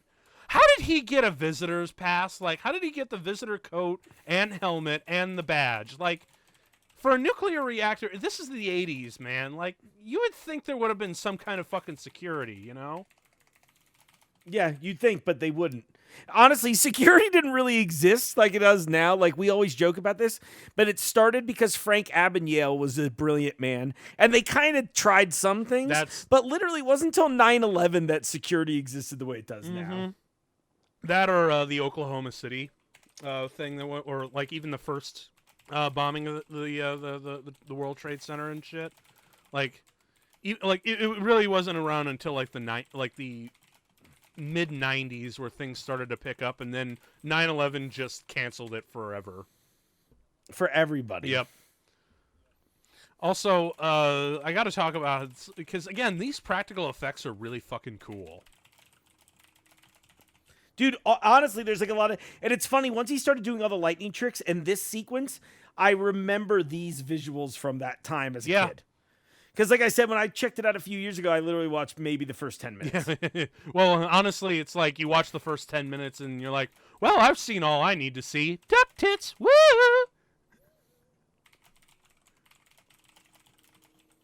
And now he gets even fucking crazier. Yeah, he looks crazy. Now he looks like Dr. Robotnik. That's what I was totally thinking, like, especially towards the end of the movie. I'm like, did they just dress him up as Dr. Robotnik? Oh, actually, you know what? How fucking crazy. So, can you imagine if this is the exact same movie, but instead of Howard the Duck, it's Sonic the Hedgehog? That's what we should just do, is get some... we should get like some CG person we know to replace Sonic in the movie. You know what I mean? Yeah, just probably not anyone who actually worked on the Sonic the Hedgehog movie, considering, you know, they had to make it twice. I could see that. Oh, okay, so here... Yeah. Wait, did they land on something? Yeah, they landed on like a moving truck or something. So now I'm sort of thinking, by the way, that that's literally how they did all of the shots. And they just drove that truck out, you know what I mean? Or truck it was, like that out in the middle of nowhere. No, I saw that thing was banking back and forth. So. Oh, really? Yeah. Oh, damn. Okay, so yeah, that's just real. So, but for some of the shots, I imagine that's probably, you know, like shots like this, where it's not, you know, there's not a whole lot of banking back and forth and whatnot. And plus, you know, it's in the middle of a street and whatnot, so, you know, traffic and you can't do stuff like that. But for some of the shots, yeah, I imagine they just literally stuck it on to a truck, mounted the camera onto the glider like they have for the rest of the close-ups, and went for it. Although, now this scene, again, I shouldn't laugh at it, but it is actually really funny to me for Howard the Duck to be like, death from the skies to all you duck hunters! And just having the tour of, like, the time of his life, terrorizing a bunch of duck hunters. That's actually legitimately funny, actually. Yeah, it's like a clever joke, and you're like, oh, that works. That works, actually. It's a little on the nose, but you know what? It's a comic book movie, so fuck it. And I also like the duck quacking in victory, like, oh my god. Oh my god, that's all you need is that kind of, the duck cackling, quackling. Dude, look at the makeup on this guy. It's sad that this... It's surprisingly good, dude. Right? It seriously is. And as a matter of fact, even Leia Thompson was like, oh shit, he looks legit scary for this. Like, maybe this movie will be good. It wasn't.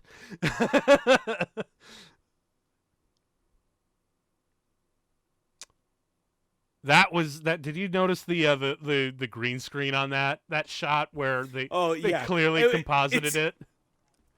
And it's one of those things where you're like, that's weird. Why did you do that? Like, why was that shot? That's like such it must have been a reshoot. Maybe, I guess it is. Either that or the director really wanted to remind the audience, no, that's actually them. And in turn, it just made it even worse. Okay, so he just got shot in the face, didn't he? I think so. Or close enough to it. I guess not. Because that's the other thing. As good as some of these effects are, like some of the camera setups don't even lend themselves very well. Like, or like these establishing things. Like they're in a position where they, where it is one thing, but they're showing it as another thing. What is that laugh? Oh, here we go. The dirty cop car shooting the plane. Yep. Take him down. Oh, he got so much for death to duck hunters. I know, right? Now, you would think with all that smoke, they'd probably be going down by now.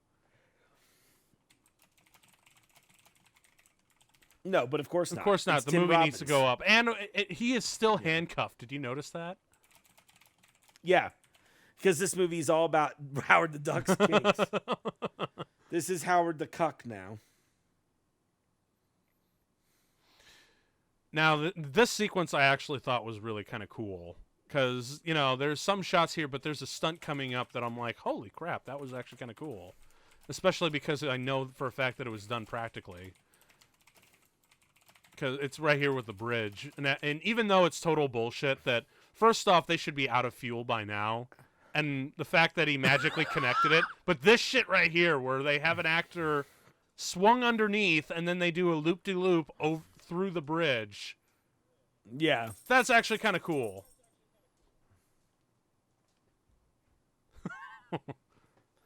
Oh, my God, dude. I'm just looking at this like, please end. I know. I can't tell.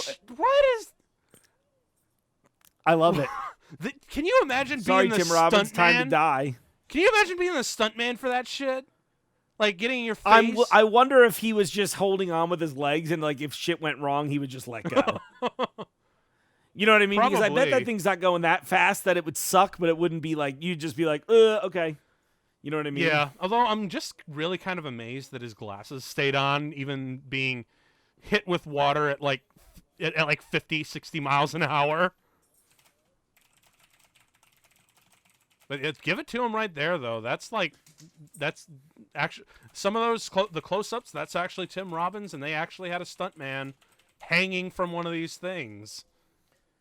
Shit, I'm willing to bet some of those are just Tim Robbins. Oh yeah, I like when he turns his head in the wide shots. I can actually kind of see that it's him. Like I think right here where when they drive away from the truck. Yeah, I'm pretty sure that's Tim Robbins doing. That's him. Yeah. Kudos to him. And by the way, he was pretty young, and if it was safe, I would have been down as fuck with right? that. Yeah, man. Although apparently Tim Robbins, he actually looks back on this and he's like, man, I made a lot of money off of this, rather than the actual quality itself, because there were a lot of reshoots and delays and whatnot. So he actually got paid a lot more than he was initially contracted. So he was like, you know what? He's like, you know what? I had a good time making it, and plus I got really good, well paid. So I'm not going to complain that I was in this movie, and I wouldn't either. No.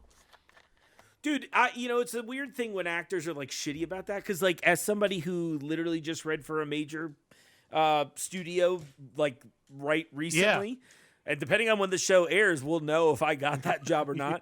But like, you know what I mean? As somebody I would consider myself a bit of a writer, and you see these scripts and I'm like, oh, this could go either way. But why would that ever matter? Like as an actor, I'm just trying to be in stuff. Exactly. I don't give a shit. Like I like, even if it was like, well, Mark, you're only going to be in bad movies. I'm like, okay, well, there's still a market for that. Yeah, dude. Streaming's real. For real. I mean, look, because we've all seen bad movies, and we know there are people who live off that kind of shit. A really great example. I'm trying to think of like a really, really great example. Someone who almost is active.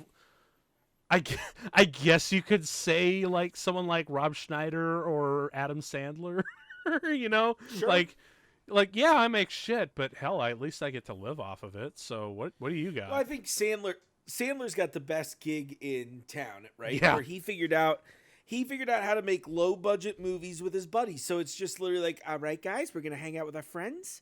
You know what I yeah. mean? Just And that's it. What a life. We're gonna riff for like a couple of months, cut it together to where it's somewhat witty, I guess. Put it out and make millions of dollars off of it, and get like a bunch the of movies are not super challenging, right? Like it's not, and I don't mean it in a mean way, but like, it's whatever. Yeah. I think it's kind of brilliant.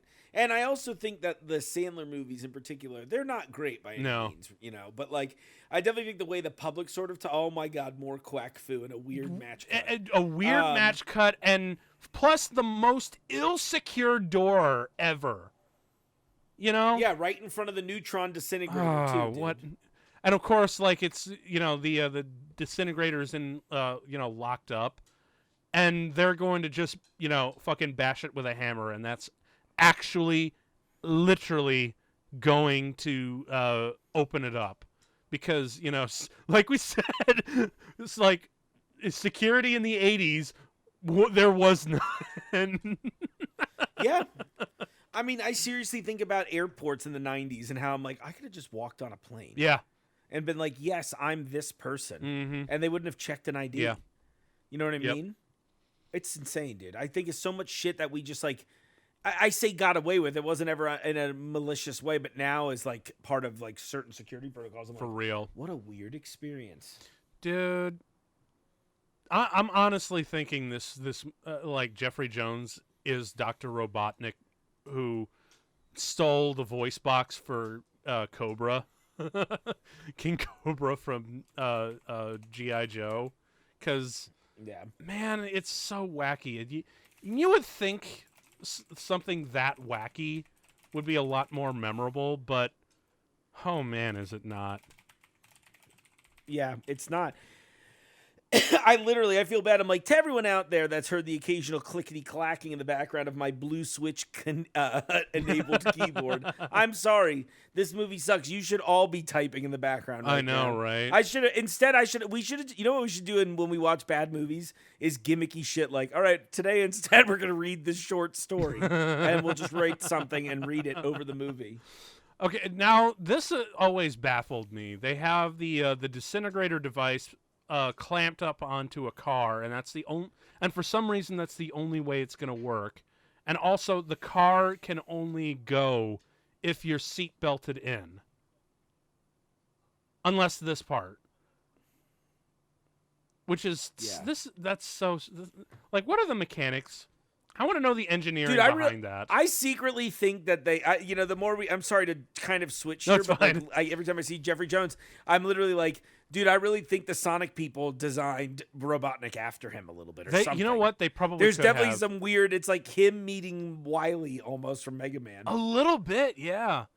You know what else I'm thinking? Like, you mentioned how funny it would be if someone just edited Howard the Duck out and put Sonic the Hedgehog in. How much funnier would it be if it was the god-awful, horrifying version of Sonic from the trailer, and not the final one? That would be amazing. At least, when Howard, or when Sonic as perceptively walks out of, places and is looked on by normal people and starts screaming, it makes sense, Yo, yeah, absolutely. Damn, those effects are good, bro. You were so right about that, too, earlier. Oh, my God, these effects. I love the old 80s rotoscoping. Yeah, honestly, you're right. I really wish people do that now. Because I wonder if it's hard or expensive. I wonder what the why is. Honestly, because, again, I really think it just comes down to, the look of those old optical printers back in the day. But I don't know. You know what? I'm really curious. I'd love to see an indie action movie do special effects and make them look as if they came from the 80s. Like, it's a movie that was produced in in 2021, released in 2021, but it looks and feels like it was released in 1981. It's like a long, Okay, I'm into yeah, it. like a long lost movie, but it's not. If we could have effects like that, that'd be fucking cool. I also gotta love just again in every bad Marvel movie, the villain always has the most vague powers that only serve the script. At first, he had like electric shock, he had laser eyes, and now he's got super breath, I guess. What is this? Wait, who is this now? Is this? Oh, now it's my turn to drive the golf cart. Oh yeah, that's right. And this is you're right. It's also the same shot setup as the other movie. Mm-hmm. And it's the steamroller cart. You know what I mean? Yep. There's a lot of weird similarities. That's very funny. Good call on that, dude.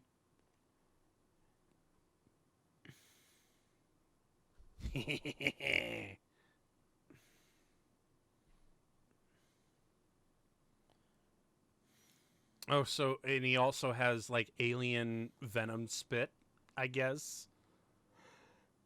Nothing makes sense, Mark. Nothing makes.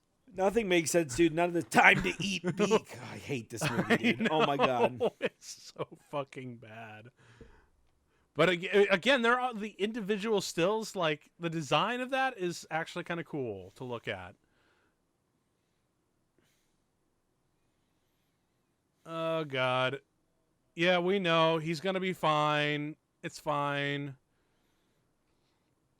And of course, like just when, because you know how oh look that the light that's some Ghostbusters shit right there. yeah. And they also added like Dude. a whole bunch of composite explosives to make it look bigger. Like I'm pretty sure that was B-roll of the Death Star exploding. But just like so you know how it's really frustrating when movies have like all these different like one more big action sequence for like that wasn't the finale, there's one more. It's often really cool in like James Cameron movies where you know he goes a little bit extra, like especially like in Aliens where you have like the big fight with the alien queen and then they get away from the planet and you feel like it's over, but it's not. We've got one more big one and it's cool. Here it's just like movie fucking end. And of course, Yeah, that's it. And he's like, the evil's not inside me. Thanks, guys. And he survived. Like, didn't he physically say he's dead on the inside? Like the whatever. I thought that's what he said earlier. I know the entity inside him like killed his essence or whatever, and he was physically transforming, and now he's just what. This fucking movie. Yeah, exactly. That's how I feel.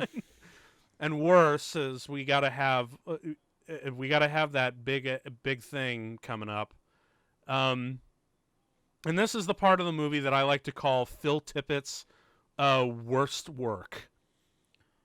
Is Phil Tippett the one that did Yes. this? I shit you, because you know he saw the script. He's like, man, are you guys for real about this? well, he did the design for this, and he did most of the stop motion, but holy shit, it's just like even for 1986, I'm like, this sucks. Yeah, The design is kind of cool though. yeah, it's like a Predator Rancor. It also kind of reminds me of the very first Alien that we saw in Men in Black. Oh yeah, I can see that. I think he actually designed that alien creature too. I could be wrong. Also, then now that made me think of how the weird little vomit alien in Men in Black. Oh yeah, that looks like Baby Yoda or Jerry. Excuse me. I meant to use his real name. that's right. You have this running thing where you call Grogu Baby Yoda Jerry. Well, yeah, I know, but the thing is, you guys keep calling him Grogu, and I'm trying to explain to everyone that that's not the name they said for him in the show. They said Jerry. They're like, his name's Jerry. Luke Skywalker literally was like, I'm here to pick up Jerry. And he picks him up and takes Jerry to Jedi day camp. Jerry the Jedi. Yeah, exactly. Just to have that alliterative punch. But yeah, I shit you not. This is Phil Tippett's work, the man who brought us some of the coolest shit you've ever seen, the Rancor, Jabba the Hutt, the bugs from Starship Troopers, the dinosaurs from Jurassic Park, man. And this is the one thing that you want to leave off of his demo reel. Although I did... activate laser. Yes. Even the creature just like, do you want to activate the laser? The creature goes, yes. Just like, Although I do like the tendricle puppet design. Yeah, right. But if this was, did you ever see Phil Tippett's short film Mad God? No, I've never even heard of that. I'm already very interested knowing that he did that. Okay, so sorry, I just woke back up. No, that's everyone. fine because like I said, you can go to the it's one of those movies where you're not missing any fucking thing. Yeah, this is like when I fell asleep in the Green Lantern movie and I woke up. I was like, "Oh shit, it's the finale!" And I was like, "Dude, what did I miss?" He goes, "Literally nothing. Nothing. A race car."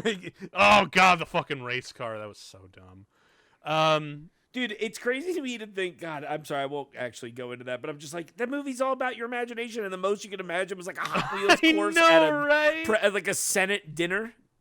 Okay, now this is the moment where, where there's actually a little bit of character, which is frustrating because it's actually really smart the way that they're about to handle it, outside of the shitty effects here. I actually, what's funny is earlier I thought the effects sucked. Now I think the effects are good. And this, like, little bit here, I feel like the effects are much better now. Like, the key is a little bit better. But really what they did is they matched the contrast, I think, a little bit better on the creature. Yeah. It's just, I'm like, I'm a huge fan of Phil Tippett's work, but this shit here is just not one of them. I know he gave it his all and whatnot, but yikes. Although I will admit, because that shit right there, that is like out of like the bad effects of Star Trek, like early Star Trek, where they're. It's weird how like some of the shot, like that right there, right? Yeah. Like he really nails like some of the character movements, and then every so often it's like, oh, that's weird. Like it's like the frame rate's not constant. Exactly. It's almost like a weird game glitch. And then it just stops so it can. Explode for the camera and whatnot. But that right there, that you have to expect to hear like the teleporter sound from Star Trek to do. Yeah. Oh man, I want to be teleported. I know, right? Damn. Now you got me. You've just. You know what? This movie sucks. So whatever. Here's a beam. There's the sky beam. What were you gonna say? You first. There's the. Yeah, you were right, dude. The original sky beam. You talked about the Star Trek transporter thing, and I always think of this experience they used to have in Vegas. It opened in like the late 90s, and I think closed in the early 2000s. They had this, it was the Star Trek experience or something. Oh, cool. I forget what it was called, but you went and you interacted, but I thought they did one of the coolest, they literally did one of the best magic tricks I've ever had done to me in my whole life. And I love telling the story because like when you get to the place, it's in a casino, it was in the old Vegas Hilton. So there's a casino and shit you walk through. And when you walk through, there's like the casino shit there is Star Trek themed. They've got Quark's Bar there and all this other like in-universe stuff. And then to queue up for the ride experience, you walk through the place through like all this memorabilia. They've got like replicas of the original ship models and shit like that from all the different shows. And the ride they sell you is a very Star Tours-esque motion simulator ride, right? But when you finally queue up to the line for the safety meeting, they do the little safety speech like, all right, keep your arms in the vehicle and seatbelts and all that shit. Okay. So while that's happening, you're there with somebody, like a host for the show, and the TV fucks up. And she's like, hold on, like smacks it, and it starts playing again. And it's very genuinely well done. And then it freaks out again, and suddenly the room goes pitch black, like a pitch black that I have never experienced in my real life outside of this.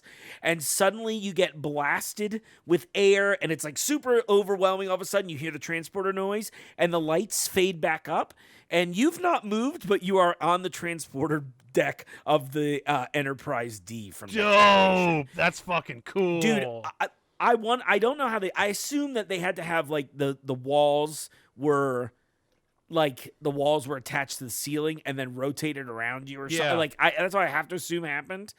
It's still to this day like the most mind-blowing shit I've ever experienced in my life. And anytime I think of the transport, I'm like, they did that for real, and it was like such a cool effect. Cool. That's fucking awesome. Yeah, it was so goddamn cool. Unlike this movie, because like they're doing the whole thing where he's like, "I'm not dead." Although when he does the whole sinister voice, he's like, "I'm not Howard." That that feels right for the character, but at this point, who fucking cares? Like even the big Star Wars explosion for the finale that actually was a pretty good effect. If you were watching. It's okay, but man, none of this is really earned at all. Even with the, again, in a better movie, the whole earned beat of him like, there's only 30 seconds to close the portal forever, and I have to stay here in order to save the world. Like it would feel earned if it was in a better movie, but it's not. Yeah, it's definitely. Oh my god. You know what? This Why movie is he a feels like? stagehand now? Why wouldn't he be? Because he's still cuffed. God.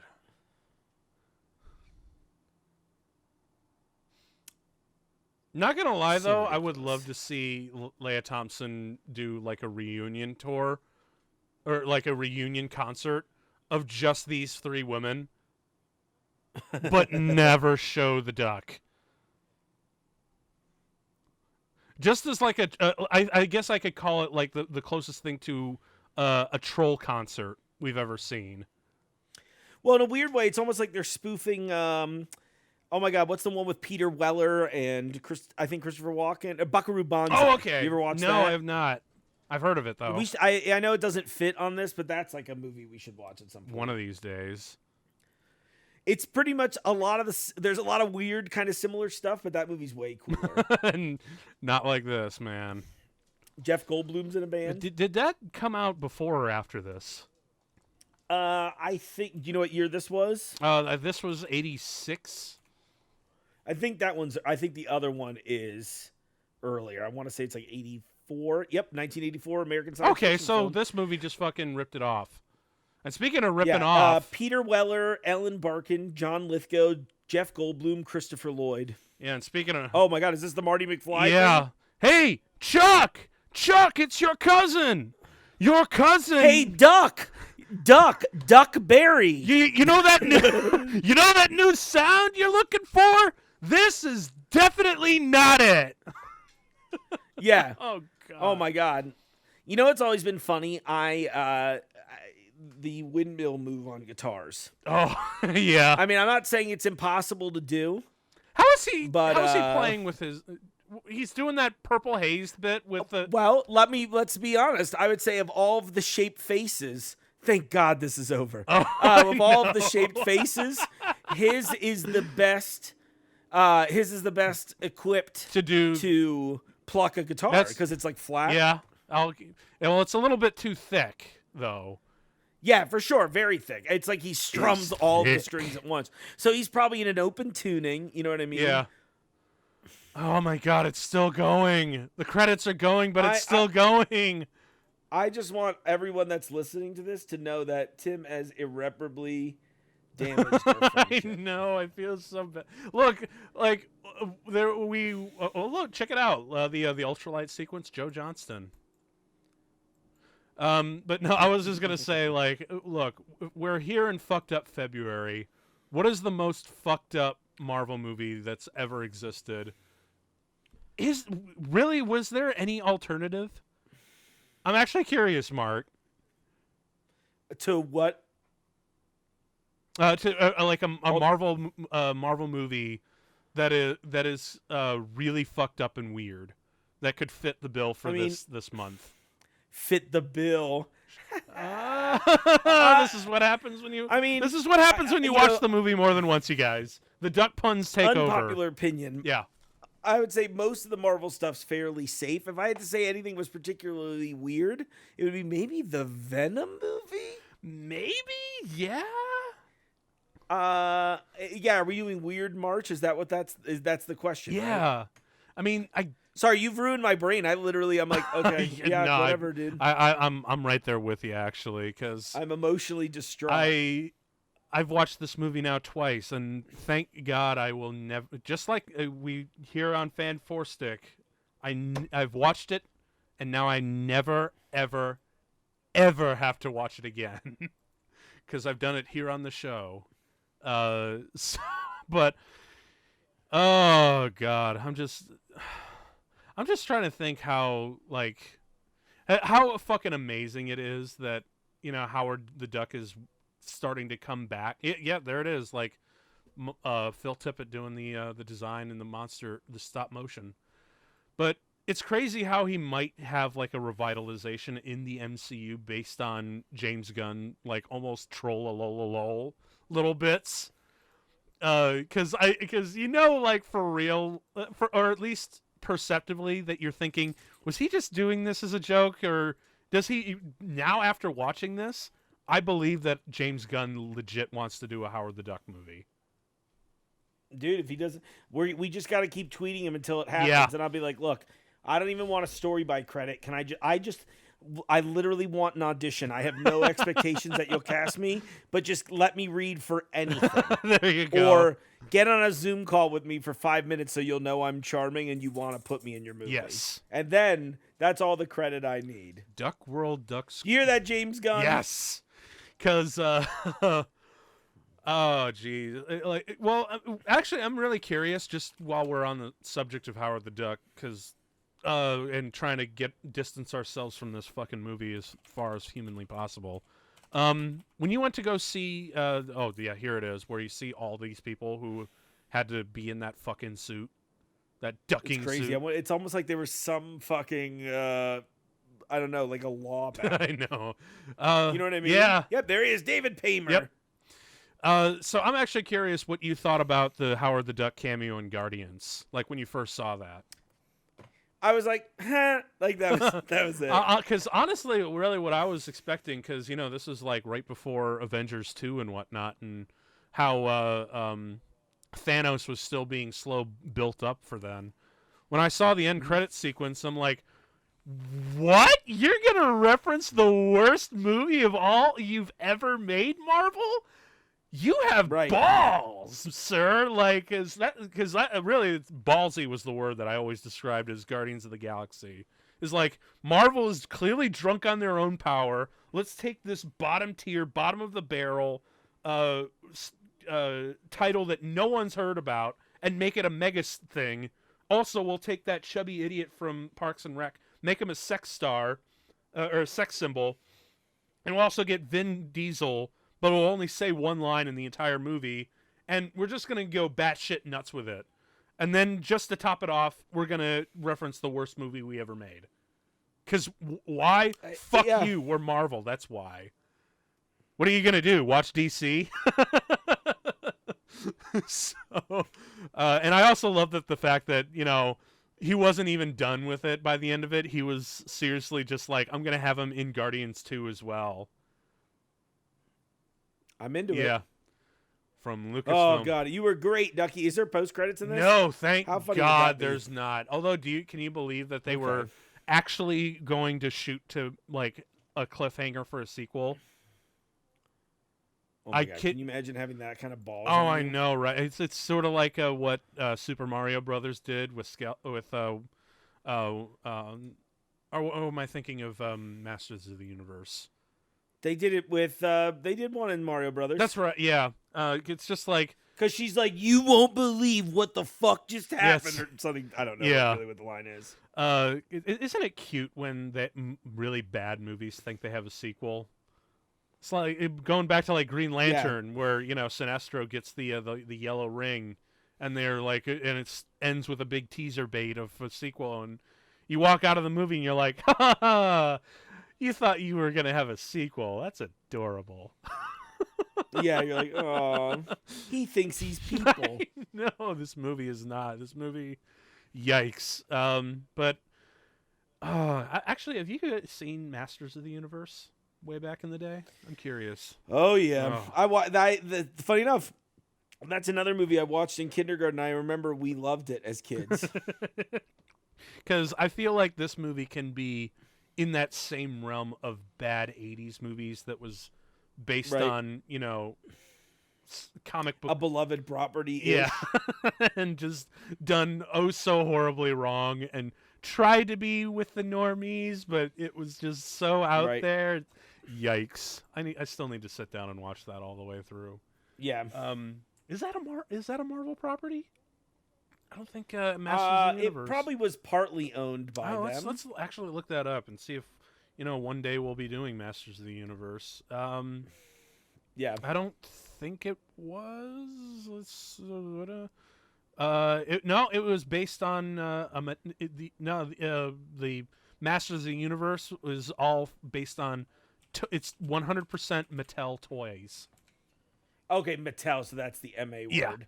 But it's not quite Marvel, but almost. So yeah, and that's Howard the Duck, you guys, man. Like, there are times where this job is like fun as hell to do and it gives you energy and shit. But this is one of the times where it's like it's rough, Yeah. And this is put it a lot mildly, dude. And this is exactly why, for next month, I am totally letting you choose whatever the hell you want to do for Marvel Movie of the Month. Like, you're allowed to just like, look, I'm sorry I put you through these 2 awful movies. You get to do whatever the hell you want, man. Have you decided what you want to do for next month? I'm curious. I haven't quite yet, but I'm thinking about it. I got a couple in mind. I can't decide if we should go back to the MCU because we've sort of been away from that for a little bit. We have been, haven't we? And I was sort of thinking about that being a thing. But I'm like, I don't want this to be all bad movies, but part of me is like, is Thor 2 as bad as I... Oh, boy. Well, we'll find out. I guess you'll just have to come join us next month when we return with Marvel Movie of the Month with Mark. That's right, everybody. Yeah. This was... Thanks for fucked up February. I hated it. I know, right? I really wish you could have been on one of the more fucked up movies that we did this month, because we did some fun ones. But we'll be back again next month for some more fun and hilarity. And I promise you, by the end of the next episode, all will be forgiven and we'll both be best buds again. I hope. Yep, hopefully. I hope. Yeah, I mean, I told you, it's irreparable. All right, well... This has been an episode of Never Watch Alone. Mark, you take it away from us. All right, guys, it's been a pleasure. Thank you so much for watching this show, listening to it, whatever, watching this piece of shit movie. I don't even know what to say. I'm like, I have nothing. I guess I have nothing to say except thank you for, if you made it this far, you all deserve a bag of candy. So you know what? I will Venmo the first 10 people that comment on the Facebook page, their Venmo name, each 50 cents. There you go. So that they can get a piece of candy, okay? That's what you get as a prize. That's also how we see if you guys listen to the whole fucking thing. Exactly, for sure. Well, we'll see you next I'll see you next month. Yeah, we can see you in the next life, because I'm dead now on the inside. I can't even fucking talk Just anymore. like Jeffrey Jones, his character. I can't even fucking talk. I guess I'll just have to cap it off right here.